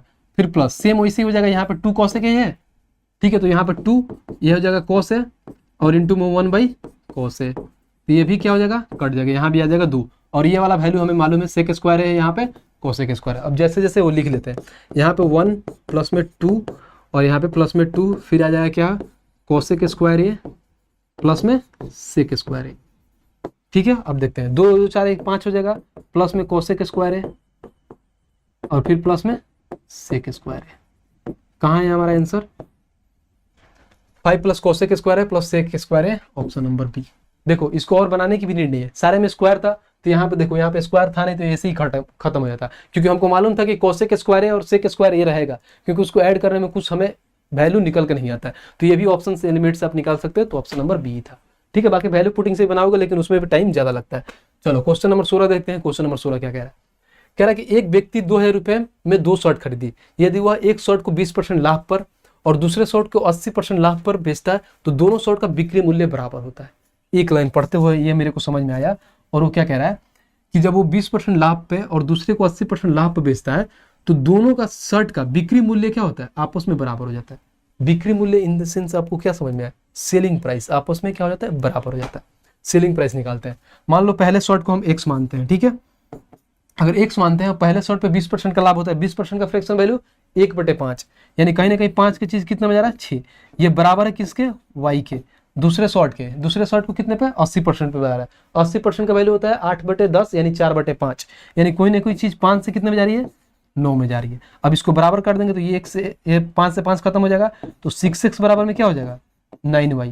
तो इसका अगर हम रेशियो में लेते हैं तो x अपॉन में y, तो देखो x का वैल्यू क्या हो जाएगा 9 और y का वैल्यू 6, तो इसको काट भी कर सकते हो, तो कितना हो जाएगा 3 3 का 9, 3 दूना 6। ठीक है, ये हमारा आ गया किसका रेशियो, x और y का रेशियो आ गया। ठीक है, अब आगे पढ़ते हैं। अब कह रहा क्या, एक व्यक्ति 2000 रुपए में 2 शर्ट कर दिया, यानी हमारा सीपी का रेशियो यहाँ पे आ गया 2 है, यानी 3 और 2, और यहाँ पे ये देखो रेशियो में कितना है 3 और 2, पैसे में कितना है 2000। तो अगर सीधी से मान हम निकाले 2 शर्ट है, अगर पहले शर्ट को x मानता हूँ और दूसरे शर्ट को y मानता हूँ, तो इसका सीपी कितना हो जाएगा 3 2 5, 5 का मान 2000, तो 1 का मान 4000, यानी 3 का मान कितना हो जाएगा 4 3 12000, और यहाँ पे 12000 यानी 20000 में सॉरी 1200 होगा ना, 2000 है ना भाई साहब, 2000 है, तो 1 का मान 500, तो इसका हो जाएगा 1200 और ये हो जाएगा 800, यानी सीपी का रेशियो आ गया। ठीक है, जब यहाँ पर सीपी का रेशियो आ गया तो हम नेक्स्ट लाइन पढ़ते हैं। कह रहा है, अब कह रहा है यदि अगर वह पहली शर्ट को 30% लाभ पर और दूसरी शर्ट को 25% लाभ पर बेचता है तो दोनों का बिक्री मूल्य का योग निकालना है लाभ पर। अब देखिए लाभ पर बेचे मतलब क्या, सीपी पे होता है तो लाभ होता है ना, अगर सीपी में कोई चीज हम प्रॉफिट पे बेचते हैं तो एसपी आता है, तो ये हमारा सीपी आ गया। अब देखो हमें एसपी निकालना है, तो एसपी निकालने पहले पे 30% का लाभ हो रहा है, यानी कहीं ना कहीं जो 1200 रुपए है ये अपने आप का 100% का मान है, और 30% का 130 का निकालना है, 2 जीरो से 2 जीरो खत्म। अब यहाँ पे निकल के आया कितना, देखो 0 हो जाएगा, और 12 3 36 के हाथ में 3 और 12 3 15, यानी इसको कितना रुपए में बेचेगा 1560 रुपए में बेचेगा, और दूसरे को 25% लाभ पाएंगे, 800 को 25% 200 होता है, यानी सीधी सी 1000 रुपए में बेचेगा। बस ये 2 निकल गया। अब जो ये 2 निकल गया तो हमें पूछा क्या है वो निकाल लेंगे हम इजी वे में, और जो पूछा है देखिए क्या बोला है, तो दोनों शर्ट का बिक्री मूल्य का योग कितना होगा, यानी दोनों शर्ट का सेलिंग प्राइस का योग बोला है, तो दोनों का सेलिंग प्राइस निकाल लेते हैं। 1500 और 1000 यानी कहीं ना कहीं 2560 रुपये हो जाएगा, दोनों का योग कहाँ है 2560, तो ऑप्शन नंबर बी। देखिए तो यहाँ पर बस एक लाइन पकड़ना था कि दोनों का सेलिंग प्राइस बराबर था, जब सेलिंग प्राइस वहां से बराबर किए तो हम वहां से सीपी का मान लिए, और सीपी का यहाँ से मान निकाल के फिर उसको जितना % का प्रॉफिट हो रहा था उसमें प्रॉफिट ऐड करेंगे तो सेलिंग प्राइस जाएगा, सेलिंग प्राइस को दोनों का योग भी बोला था, तो दोनों का सेलिंग प्राइस ऐड कर दिया तो हमारा योग आ गया। ठीक है, उम्मीद कर रहा हूं आप लोगों को चीजें अच्छे से समझ में आ रही होगी। चलिए क्वेश्चन नंबर 17 देखते हैं। क्वेश्चन नंबर 17 क्या कह रहा है, कह रहा है त्रिभुज एबीसी सिमिलर है त्रिभुज पीक्यूआर के, और कह रहा है कि त्रिभुज एबीसी और त्रिभुज पीक्यूआर का रेशियो दे रखा है 3 और 2, यदि AB बराबर 12 है, BC बराबर 10, AC बराबर 9 है, तो क्यूआर की लंबाई बताना है। जब भी अगर सिमिलरिटी लगता है ना सिमिलर, तो सिमिलर में ये चीज होता है कि अगर मान लो कि अगर यहाँ पे इन्होंने दे रखा है 3 और 2 एरिया दे रखा है, तो साइड का स्क्वायर ही होता है एरिया। ठीक, अगर मान लो एरिया समझो यहाँ पे 9 दे रखा है और हमें 4 दे रखा है, और इसको हमें साइड निकालना होता है, तो कुछ नहीं करते हैं, इसको रूट लगा देते हैं, यानी हमारा साइड कितना जाएगा 3 और 2, और वहीं हमें एरिया से क्या, साइड से एरिया में जाना है तो इसको स्क्वायर कर देते हैं, यानी 9/4। तो ये सिमिलरिटी में होता है कॉन्सेप्ट जो आपको याद होना चाहिए। तो सबसे पहले यहाँ पर 2 ट्रायंगल बना लेते हैं सिमिलर। चलो भाई साहब, एक ये ट्रायंगल हो गया और सेम इसी का एक और बना लेता हूँ। चलो यहाँ पर बना लेते हैं, कोई दिक्कत नहीं है, सिमिलर में कोई दिक्कत नहीं है, कैसा भी ट्रायंगल बन सकता है। चलो 2 ट्रायंगल हो गया। अब पहले ये हो गया ए, ये हो गया बी और ये हो गया सी। ध्यान से पढ़ना, यहाँ पे बोला क्या है, ए बी सी, यहाँ पर QPR। तो जैसे ए बी सी लिखे वैसे ही QPR लिखना, QPR। ऐसा नहीं कि PQR निकालना फिर ढूंढते रह जाओगे, मान नहीं आएगा। तो जैसे बोला है वैसे लिखना होता है। चलो आगे इन्होंने बोल रखा है क्या, इन दोनों का रेशियो दे रखा है। ABC का मान लो एरिया कितना 3 है और इसका 2 है, ठीक है। AB बराबर 12, AB बराबर 12, BC बराबर 10, फिर आए क्या है AC बराबर 9, यानी AC बराबर 9। पूछा क्या है हमें, QR की लंबाई, यानी ए वाला पूछा है, यानी समझो इसको हम X मान लेते हैं। ये वाला क्या पूछा है, QR क्यों, सॉरी ये है भाई साहब, ये वाला यानी X का मान, ये वाला मान निकालना है, ठीक है। चलो निकालते हैं। तो देखो सबसे पहले क्या करेंगे, अभी भी मैंने बताया जब भी अगर साइड निकालना होता है तो क्या करते हैं हम, साइड निकालना होता है तो इसका रूट निकाल लेते हैं, ठीक है। या तो ऐसा करते हैं कि साइड का स्क्वायर कर लेते हैं। तो सबसे पहले एरिया लिख लेते हैं, कितना है हमारा 3 है और ये 2 है। अब साइड का स्क्वायर कर लेंगे, यानी ये वाला मान निकालना है। तो ये वाला में AC का मान कितना है, AC यानी 9 का स्क्वायर कर लो 81 और यहाँ पे X का स्क्वायर कर लो, बस। अब कुछ नहीं करना है। देखो 3 से काट दो 27 बार में, तो यहाँ पे X स्क्वायर कितना आ जाएगा 54। तो X का मान कितना हो जाएगा 9 6 54, तो 9 में एक 3 बाहर आ जाएगा और रूट 6 आ जाएगा, यानी X का मान 3√6 है, ऑप्शन नंबर बी। तो बहुत इजी सवाल था, सिमिलरिटी का सवाल था, इसमें कुछ करना नहीं था। बस यहाँ पर अगर एरिया दे दिया है तो इसको हम साइड का स्क्वायर करेंगे तो दोनों एरिया कम हो जाएगा, ठीक है। और उसका X का मान निकाल लेंगे हम, बराबर हो जाएगा, ठीक है दोनों। क्योंकि अगर मान लो साइड का स्क्वायर करेंगे तो एरिया हो जाता है, अगर एरिया में रूट कर देंगे तो फिर साइड का स्क्वायर आ जाता है। क्वेश्चन नंबर 18 देखते हैं। क्वेश्चन नंबर 18 कह रहा है कि एक व्यक्ति और उसकी पत्नी की वर्तमान आयु का अनुपात 7 और 6 है। 6 वर्ष बाद 6 वर्ष बाद उनकी आयु का अनुपात 8 और 7 हो जाएगा। यदि उनके विवाह का समय उनका आयु का अनुपात 4 और 3 है तो उनका विवाह आज से कितने वर्ष पहले हुआ था। बढ़िया सवाल है, हमेशा ऐसा सवाल आता है, देखो ग्रुप डी में पूछा था, अच्छे से क्वेश्चन में नहीं आता है। बहुत ऐसे बच्चे तो पढ़ते में कंफ्यूज हो जाते हैं कि पूछा क्या है, बट लेकिन क्वेश्चन अच्छा पूछता है, थोड़ा लॉजिकल होता है, बनाना होता है। अगर मान लो यहाँ पे प्रेजेंट एज में देखें उन लोगों का, तो यहाँ पे क्या है हस्बैंड और वाइफ, हस्बैंड और प्रेजेंट एज कितना है 7 और 6, ठीक है। अब आगे बोला है क्या कि 6 वर्ष बाद उनकी आयु का अनुपात 8 और 7 हो जाता है। 6 वर्ष बाद 8 और 7 हो जाता है, बस ये चीज आ गई तो अब निकाल लोगे। सबसे पहले जब भी अगर एज में पढ़ते हैं ना, तो आज अगर मान लो अगर 10 साल के हैं ये लोग, तो 40 साल बाद भी दोनों लोगों का जो है ना एज का डिफरेंस बराबर होता है। हम और आपके बीच में समझो कि 2 साल का गैप है, तो आज से 10 साल बाद भी हम लोगों के बीच का डिफरेंस 2 ही साल होगा। तो इन लोगों का डिफरेंस देख लेते हैं, यहाँ भी 1 का डिफरेंस है, यानी यहाँ भी 1 का डिफरेंस है, यानी एज का डिफरेंस बराबर है, तो कोई दिक्कत नहीं है। यानी 1 का वैल्यू 6 दे दिया है, 1 का वैल्यू 6 दे दिया, तो प्रेजेंट में उन लोगों का एज हम निकाल लेते हैं। 6 में गुणा करेंगे 7 से, 7 6 42 और 6 में गुणा करेंगे 6 से, यानी 6 6 36। ये प्रेजेंट में आ गया। अब कह रहा विवाह के समय में, तो विवाह के समय में अगर मान लो हम निकालते हैं क्या, ये प्रेजेंट में अभी इतना है, अब विवाह के समय यानी पीछे का पूछ रहा है, यानी वहीं तो बोला है। देखो यहाँ पे बोला यदि उनके विवाह के समय उनकी आयु का अनुपात 4 और 3 था तो उनके विवाह आज से कितने वर्ष पहले हुआ था, यानी पूछे का पूछा है। चलो विवाह के समय, तो सीधी सी बात है ये 42 हो गया, तो हम ऐसा कर लेते हैं, ये 42x मान लेते हैं, इसको यहाँ पे 42x मान लेते हैं और इसको 36x मान लेते हैं, ठीक है। चलो ये हो गया। अब इसमें से देखो पहले पूछा है, यानी कहीं ना कहीं यार 42x मान के ऐसा करते हैं, इनमें से 1x घटा लेते हैं ताकि आसान होगा हमें बनाने में, ठीक है। चलो यहाँ 42 में से क्या हो रहा है यार, देखो यहाँ से 42 में से x माइनस कर लेते हैं ताकि उन लोगों का ब्याह का समय का हमारा समय निकल गया। यार वो लोग ब्याह कर रहे हैं, निकाल रहे हैं, हम क्या लॉजिक है यार। अब हम लोगों का नहीं हुआ तो इसका मतलब ये थोड़ी हुआ, ये हो गया 4/3। चलो निकालते हैं। यहाँ पे 42 का 3 गुना कितना हो गया, 4 3 12 120 यानी 126 और माइनस में 3x, फिर बराबर में हो जाएगा 36 का 4 गुना 144 माइनस में 4x।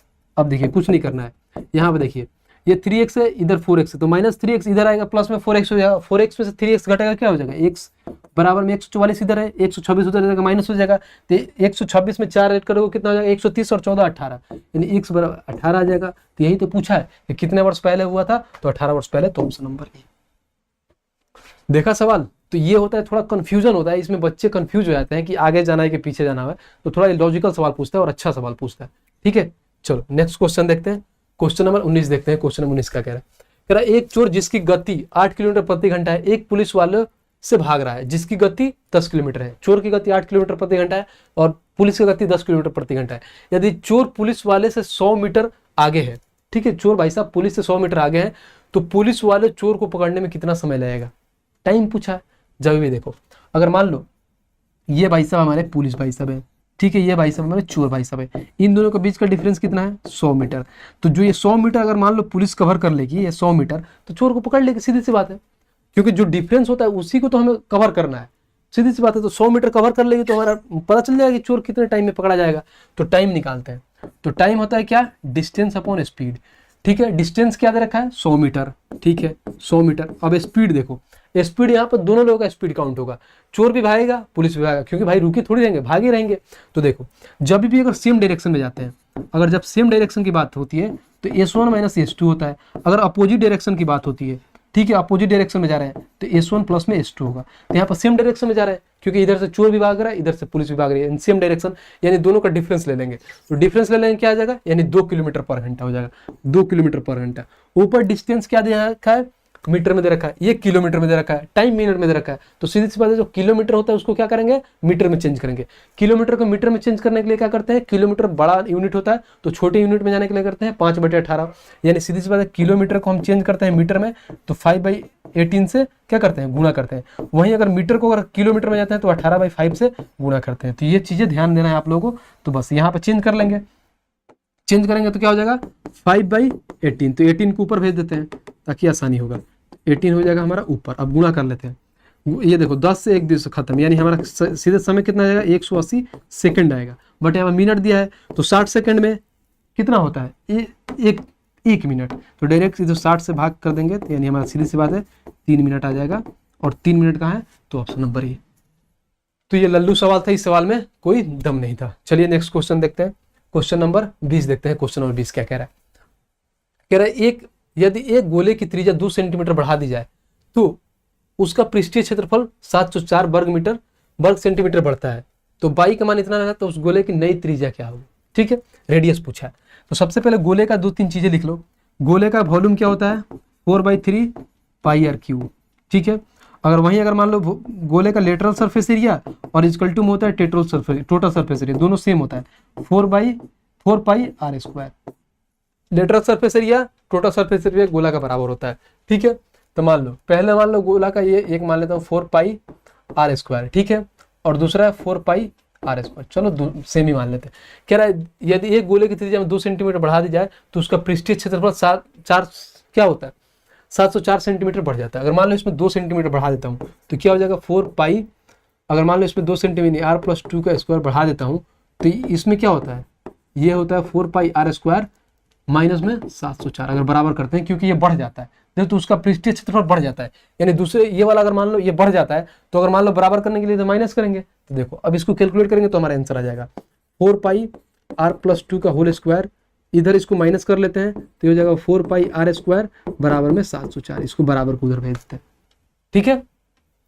इधर आता बराबर में, सॉरी बढ़ जाता है, माफ करना, यहाँ पे प्लस हो जाए, ठीक है। जब यहाँ पे प्लस होगा क्योंकि यहाँ पे बोला है, देखिए मैं थोड़ा पढ़ने में गलती कर दिया, 2 सेंटीमीटर बढ़ा दी जाए तो उसका पृष्ठीय क्षेत्रफल 704 सेंटीमीटर बढ़ जाता है, यानी इसमें जब बढ़ाते हैं तो इसको बराबर करने के लिए बढ़ जाता है। तो बस अब कुछ नहीं करना है, इसको इधर ले लेते हैं। अब इसका हम कैलकुलेट कर देंगे, हमारा आंसर आ जाएगा। देखिए अब ऐसा करते हैं कि 4 π कॉमन ले लेते हैं। जब 4 π यहाँ से कॉमन ले लेंगे तो यहाँ निकल के आएगा r² प्लस 2 का square 4 plus 2 a plus b का होल स्क्वायर लग जाएगा, यानी 4r। यहाँ से 4 π कॉमन आ जाएगा तो माइनस में r² बचेगा बराबर में 704। अब देखो यहाँ से प्लस माइनस ये खत्म हो जाएगा, ठीक है। अब 4 π, तो 4 यहाँ पे हम डायरेक्ट लिख सकते हैं, 4 π के जब आप लिख देंगे 4 गुणे में 22/7। अब इसको हम क्या करेंगे? कैलकुलेट कर देंगे। 22 से इसको काट दो, 22 से काटो, 22 3 66, 4 22 दूना 44, फिर 4 से काट दो 8 बार में, तो ये 7 जाकर उधर मल्टीप्लाई हो जाएगा। इसमें से अगर 4 कॉमन ले लेता हूँ तो क्या हो जाएगा? 4 कॉमन ले लेंगे तो यहाँ पे हो जाएगा r+1, ठीक है।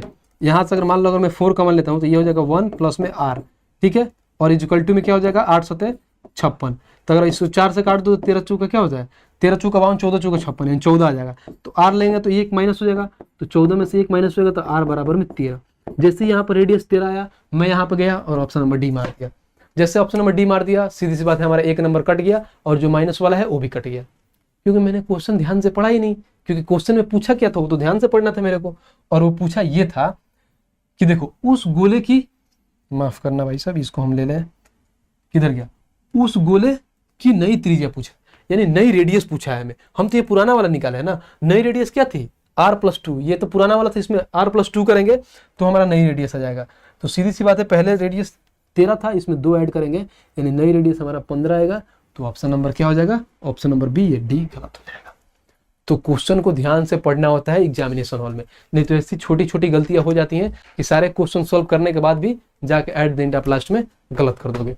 चलो नेक्स्ट क्वेश्चन देखते हैं, क्वेश्चन नंबर 21, निम्न में से कौन सा कथन भिन्न बड़ा है, इसमें से बड़ा देखना है कौन सा बड़ा है।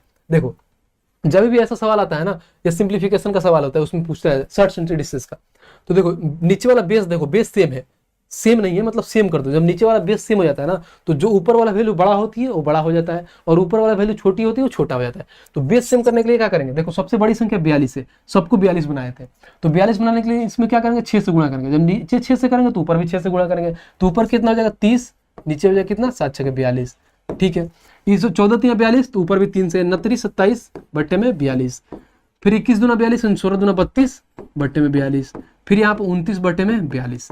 अब बोला है बड़ा कौन है, तो ऊपर वाला वैल्यू देखो बड़ा किसका है, यहाँ 30 से 27 से 32, यानी ये वाला संख्या बड़ा है 3 नंबर, यानी 3 नंबर क्या है 16/21, ये बड़ा हुआ कहाँ है, तो ऑप्शन नंबर ए। अगर वही छोटा पूछता तो यानी हमारा कितना हो जाता 27/42, यानी 9/14। ठीक है, तो बहुत ईजी सवाल होता है, इसमें कुछ नहीं होता। चलो क्वेश्चन नंबर 22 देखते हैं। क्वेश्चन नंबर 22 क्या कह रहा है, कह रहा है 2 उम्मीदवारों के बीच हुए चुनाव में 90% पंजीकृत मतदाताओं ने मतदान किया, 15% मत अवैध हो गए, विजयी उम्मीदवार को वैध मतों का 51% प्राप्त हुआ और उसने 2142 मतों के अंतर से चुनाव जीत लिया, तो कुल पंजीकृत मतदाता कितने थे। ठीक है, देखो जब मैं ये क्वेश्चन पढ़ा तो एक लाइन इसमें ध्यान आया, और वो भी चीजें आपको हर एक क्वेश्चन में जब भी अगर आए, जैसे इलेक्शन का क्वेश्चन आए तो आपको याद रखना है। और वो है कि यहाँ पे देखिए आएंगे, यहाँ पे पढ़ते हैं कि 90% चुनाव मतदान किया और 15% अवैध हो गए। ठीक है, विजयी उम्मीदवार को वैध मतों का, ये वाला वैध मत, जब भी अगर वैध मत बोले यानी वैलिड बोले, कि जब भी अगर हमारा जो वैलिड है यहाँ पे वैलिड कैंडिडेट जो है हमारा, यहाँ पे वैध मत का आ गया तो सीरीज मेथड यूज करेंगे। अगर यहाँ पे टोटल पूछता है कुल मत होगा तो वहां पे हम बेसिक से जाते हैं, बट यहाँ पे वैध मत बोल दिया तो हमें सीरीज से बनाएंगे। और सीरीज से बनाएंगे तो देखो मान लो हमारे पास टोटल वोट कितने थे, एक्स थे। ठीक है, एक्स वोट थे, जिसमें से क्या कह रहा है कि 90% मतदाताओं ने मतदान दिया। ठीक है, यानी एक्स में से 9/10 ने मतदान दिया। ठीक है, 90% मतदाताओं ने मतदान किया और 15% क्या हुआ, अवैध हो गए। इसमें के यानी 9/10 का क्या हो रहा है, 15% क्या हो गया, अवैध हो गए। तो 15% अवैध हो गए, तो यानी 15% का फ्रैक्शन वैल्यू कितना होता है 3/20, यानी 20 से 3 अवैध हो गया, यानी कितना हो जाएगा 17/20 हो जाएगा। तो ये हो जाएगा हमारा कितना 17/20। ठीक है, आगे पढ़ते हैं। और कह रहा है कि अवैध होगा और विजयी उम्मीदवारों को वैध मतों का 51% प्राप्त हुआ। ठीक है, वैध मतों का 51%, ये वैध मत हो गया, इसका 51% प्राप्त हुआ। देखो और यहाँ पर आगे एक और लाइन पढ़ेंगे तो ये बोला है कि उसने 21 से 42 मतों के अंतर से चुनाव जीत लिया। यानी अंतर से, जब यहाँ पर अंतर बोल दिया है ना, तो यहाँ पर दो चीजें होती हैं, दो चीजें होंगी। तो मान लो पहले जो विजयी उम्मीदवार था उसको कितना परसेंट वोट मिला, 51% वोट मिला, और जो हारा होगा 49%। यानी ये जो 2% का वैल्यू है यही तो दे रखा है हमें, कितना 2%, यानी 2142, यानी 2% का मान निकालना था। यहाँ पे 51/100 नहीं निकलना था, 2% का। यहाँ पे अंतर बोला था, यानी दोनों का अंतर लेना था। तो यहाँ पे हम डायरेक्ट क्या लिख देंगे, देखिए यहाँ पे इंटू में 2%, यानी 2/100, और इसी का वैल्यू कितना दे रखा है भाई साहब 2142। अब यहाँ से हम कैलकुलेट कर देंगे, हमारा आंसर आ जाएगा। ठीक है, ये डायरेक्ट होता है बनाने का तरीका। देखो 17 से काट के देखते हैं, अगर मान लो 17 से काट के देखते हैं, 17 से काटते हैं, 17 एकम 17, 17 4 21 44, तो 17 दूना 34, फिर कितना होता है 10, यानी 102, 17 5 50, 17 6 102, यानी 26, 126 आ गया। फिर 9 से कट जाएगा, 9 से काट दो, 9 एकम 9, 3 9 चौका 36, 2 से काट दो, 7 बार में खत्म। अब नीचे वाला सारा गुणा कर दो, यहाँ पे देखो 7 दूना 14, यानी 14 ये हो गया, 1 2 2 2 4, 1 2 3 4, यानी कितना हो जाएगा 14 में 4 0 कहाँ है, तो ऑप्शन नंबर ए। तो ये सवाल था, बढ़िया सवाल था, बस यहाँ पे पढ़ना था। वैध उम्मीदवार वाला 1-2 लाइन होता है जो यहाँ पर समझना था कि अंतर पूछा है तो दोनों का अंतर लेते हैं, जो विजयी हुआ है जो हारा हुआ है दोनों का डिफरेंस ले लेंगे, दोनों का डिफरेंस सेम लिख देते हैं। ऐसा नहीं होता है कि दोनों का सिर्फ 100 में से 2 घटा के 98/100 लिख दे, वैसा नहीं हो तो वहां पर गलत हो जाओगे। ठीक है, चलो नेक्स्ट क्वेश्चन देखते हैं, क्वेश्चन नंबर 23। ठीक है, कह रहा है स्थिर जल में 3 किलोमीटर प्रति घंटा की गति से नाव चलाने वाले एक गोताखोर 50 किलोमीटर धारा के प्रतिकूल जाने में और 50 किलोमीटर धारा के अनुकूल जाने की तुलना में 2 गुना समय लगता है। ठीक है, तो गोताखोर की धारा के अनुकूल गति क्या करे, सीधी सी बात है। इसमें यह कह रहा है कि कोई गोताखोर आदमी है जो धारा के क्या हो रहा है, प्रतिकूल जा रहा है, फिर धारा के अनुकूल जा रहा है, और डिस्टेंस क्या कवर कर रहा है, 85 किलोमीटर कवर कर रहा है। 50 किलोमीटर जा रहा है, 50 किलोमीटर आ रहा है, तो टाइम जो लग रहा है ना 2 गुना लग रहा है। किसके कंपेरिजन में, तो डाउन स्ट्रीम के कंपेरिजन में। डाउन स्ट्रीम यानी अनुकूल, अनुकूल के कंपेरिजन में प्रतिकूल आने में उसको टाइम 2 गुना लगता है। जब भी अगर टाइम 2 गुना लग रहा है और डिस्टेंस क्या है, सेम है, 50 किलोमीटर जा रहा है, 50 किलोमीटर आ रहा है, तो जब डिस्टेंस सेम होता है तो टाइम का अपोजिट स्पीड हो जाता है, स्पीड का अपोजिट टाइम हो जाता है। ठीक है, चलो अब यहाँ पे हम लिखते हैं, 2-3 चीजें समझा देता हूं मैं आराम से। सबसे पहले अगर मान लीजिए इसमें अगर मैं निकालता हूं तो देखो डाउन स्ट्रीम होता है, निकालने का डाउन स्ट्रीम होता है x प्लस में y, ठीक है, अप स्ट्रीम होता है x माइनस में y। अगर x का मान निकालना होता है तो हम डायरेक्ट निकालते हैं, x का मान निकालना होता है यानी नाव का स्पीड निकालना होता है, तो d माइनस यू बाई में 2 होता है, d प्लस में u बटे में 2। अगर y का निकालना होता है तो d माइनस यू बटे में 2। अगर रेशियो में निकालना होता है डायरेक्ट x बटे y, अगर रेशियो में निकालना होता है तो ये d प्लस यू और ये होता है d माइनस यू, क्योंकि ये 2-2 खत्म हो जाता है रेशियो में। तो ये 2-3 चीजें आपको ध्यान आनी चाहिए। ठीक है, down stream x plus y होता है, up stream x minus y होता है, x का मान निकालना होता है तो d प्लस यू होता है, y का मान होता है तो d माइनस यू होता है। ठीक है, इसी बेस पे आपका सवाल सॉल्व हो जाएगा। ठीक है, अब देखो यहाँ पे बोला क्या, डाउन स्ट्रीम, यहाँ पे बोला है अप स्ट्रीम। डाउन स्ट्रीम मतलब होता है क्या, धारा के अनुकूल, यानी इधर से धारा भी जा रही है और नाव भी जा रही है, सेम डायरेक्शन में जा रही है, ये वो डाउन स्ट्रीम होता है। अप स्ट्रीम होता है धारा के प्रतिकूल, उधर से धारा आ रही है, इधर से नाव जा रही है, तो अप स्ट्रीम होता है। तो यही बोला है सवाल में, जब हम यहाँ पे सवाल पढ़ रहे थे तो सवाल में इन्होंने बोला है क्या, गोताखोर को 50 किलोमीटर धारा के प्रतिकूल जाने में और 50 किलोमीटर धारा के अनुकूल जाने की तुलना में 2 गुना समय लगता है। ठीक है, यानी समय हमारा सीधी सी बात है क्या, कि जो यहाँ पर डाउन स्ट्रीम जा रहा है 1 ले रहा है, तो अप स्ट्रीम 2 लग रहा है। टाइम डिस्टेंस से में 85 किलोमीटर जाए, 85 किलोमीटर है, तो स्पीड क्या हो जाएगा, अपोजिट हो जाएगा, तो स्पीड हो जाएगा 2 बटे में 1। ठीक है, अभी मैंने बताया कि जब भी अगर d बाई यू दिया है तो हमारे यहाँ किसका मान हो जाएगा, देखो डायरेक्ट हम निकाल लेंगे। तो अगर x और y का मान निकालना हो तो क्या होता है, d प्लस यू, तो यहाँ पर d प्लस यू कितना, 2 और 1 3 हो जाएगा, y का मान माइनस हो जाएगा, d माइनस यू 2 में से गया 1, यानी x का मान 3 है, y का मान 1 है, यानी रेशियो में, यानी समझो मैं यहाँ पे k मान लेता हूँ, ये 3 के है 1 के है। ठीक है, अब देखो ये रेशियो में, बट स्टार्टिंग का लाइन पढ़ोगे ना तो बोला है स्थिर जल में 3 किलोमीटर प्रति घंटा के गति से नाव चलाने में, यानी 3 किलोमीटर प्रति घंटा से नाव, यानी x का मान दिया है, x का मान दिया है 3 किलोमीटर प्रति घंटा, यानी 3k का मान दिया है 3, तो यहाँ पर k का मान कितना आ जाएगा, 1 आ जाएगा। तो जब यहाँ पे 1 से गुणा करोगे तो 1 आ जाएगा, यानी यहाँ पर सीधी सी बात आ जाएगा कितना, हमारा x का मान कितना यहाँ पे आ जाएगा, फिर यहाँ पे 3 हो जाएगा, यहाँ पे 1 हो जाएगा। और हम यहाँ पे इसको ऐसे भी लिख सकते हैं, ये हो जाएगा डाउन स्ट्रीम, ये हमारा अप स्ट्रीम वाली। बट यहाँ पे बोला क्या है, गोताखोर धारा के अनुकूल गति क्या होगी, धारा के अनुकूल अभी मैंने क्या बताया, डाउन स्ट्रीम। ठीक है, डाउन स्ट्रीम में क्या होता है, x प्लस वाई, तो रेशियो में दिया है, वैल्यू में क्या आया हमारा 3 आया और 1 आया, और डाउन स्ट्रीम निकालना है धारा के अनुकूल, यानी क्या निकालना है, x प्लस में y निकालना है, तो 3 प्लस में 1 कर देंगे, कितना आ जाएगा, 4 आएगा, ऑप्शन नंबर बी। तो इतना टाइम लगाने वाला सवाल नहीं था, बहुत इजी में समझ में आ जाना चाहिए था कि 3 का वैल्यू दिया है, 3 1 का वैल्यू निकालना था, बट समझाने के लिए मैं इतना समय लिया ताकि आपको चीज़ें समझ में आए, और इसीलिए ये सारी चीज़ें बता दिया, थोड़ा बहुत बेसिक नॉलेज, क्योंकि यार ये ऐसा सवाल होता है ना, इसमें बच्चे बहुत कन्फ्यूजन होते हैं, धारा के अनुकूल धारा के प्रतिकूल, इसमें बहुत कन्फ्यूजन होता है, कहाँ पर ऐड करना है, कहाँ पर घटाना है, कहाँ डिवाइड बाई 2 करना है, तो कन्फ्यूजन होती है ये बोट एंड स्ट्रीम वाले सवाल में। ठीक है, तो एक बार इसको फिर दोबारा का पीछे करके देखोगे, इजी वे में समझ में आ जाएगा। चलिए आज का सेकंड लास्ट क्वेश्चन है, ये 24 नंबर क्वेश्चन क्या कह रहा है, 20 लीटर और 36 लीटर के 2 कंटेनर में दूध और पानी का अनुपात क्रमशः 3 और 7 है और 7 और 5 है, यदि दोनों बर्तनों को एक साथ मिला दिया जाए तो दूध और पानी का अनुपात ज्ञात करें। इजी सवाल है, कुछ नहीं है। पहले में अगर मान लो यहाँ पे 20 है, 20 लीटर है, 20 लीटर का अगर मान लो हम यहाँ पे मिल्क और वाटर लेते हैं, तो मिल्क और वाटर कितना है, 3:7 है, अगर दोनों को ऐड करेंगे कितना हो जाएगा, 10। ठीक है, 10 का मान कितना होगा, 20, तो 1 का मान कितना हो जाएगा, यहाँ पे लिख देता हूँ 3:7। ठीक है, ये रेशियो है, तो 10 का मान 20, 1 का मान कितना हो गया 2, तो यानी 3 का मान कितना हो जाएगा 6 और 7 का मान 14, यानी ये 6 लीटर हो जाएगा, 14 लीटर है। नेक्स्ट पढ़ते हैं, नेक्स्ट में क्या दे रखा है, 36 लीटर है, 36 लीटर है, इसका रेशियो कितना जाएगा, 7 और 5, यानी मिल्क और वाटर का रेशियो हम देखूं मैं यहाँ पे, तो 7 और 5, यानी 12 का मान 36 दिया, 1 का मान 3, यानी 7 का मान 21, 5 का मान 15। ठीक है, अब देखो ये लीटर में आ गया, यानी ये 6 लीटर, यहाँ पे ये हमें लिखने की नीड नहीं है क्योंकि ये लीटर में है। ठीक है, ये 6 लीटर है, 14 लीटर है, ये 21 लीटर है, 15 लीटर है, बट लास्ट वाला लाइन पढ़ोगे लास्ट वाला लाइन में बोला है यदि दोनों बर्तनों को एक साथ मिला दिया जाए तो दूध और पानी का अनुपात क्या होगा। एक साथ मिला दिया जाए, दोनों बर्तनों को एक साथ मिला दिया जाए तो सीधी सी बात है, यहाँ पे आ जाएगा पहले क्या हमारा आएगा, मिल्क आ जाएगा और यहाँ पे आ जाएगा वाटर। तो मिल्क यहाँ पे कितना है 6, यहाँ पे कितना 21, 21 6 कितना होता है 27, ठीक है। और यहाँ पे क्या है 14, यहाँ पे क्या है 15, 14 और 15 29, तो दोनों का रेशियो क्या है 27:29, कहाँ है तो ऑप्शन नंबर बी। तो बस यहीं पे दे रखा था, दोनों का रेशियो दे रखा था, इसको हम लीटर में निकाल दिए दोनों का, क्योंकि टोटल वैल्यू दे ही रखा था, 7 और 3 का दे रखा है, 10 का वैल्यू 20, 1 का वैल्यू 2, यहाँ पे 6 14 सेम ऐसे ही दिया था, दोनों को हम मिलाने के बाद ये हमारा रेशियो निकल के आ गया।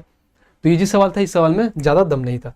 चलिए क्वेश्चन नंबर 25 देखते हैं। क्वेश्चन नंबर 25 क्या कह रहा है, निम्नलिखित आंकड़ों का माध्य 4 है तो लुप्त आवृत्ति ज्ञात करें। लुप्त आवृत्ति ज्ञात करना है, जब भी ऐसा चीजें निकालना है, जैसे मान लो लुप्त संख्या निकालना है तो इसको x मान ले, ठीक है।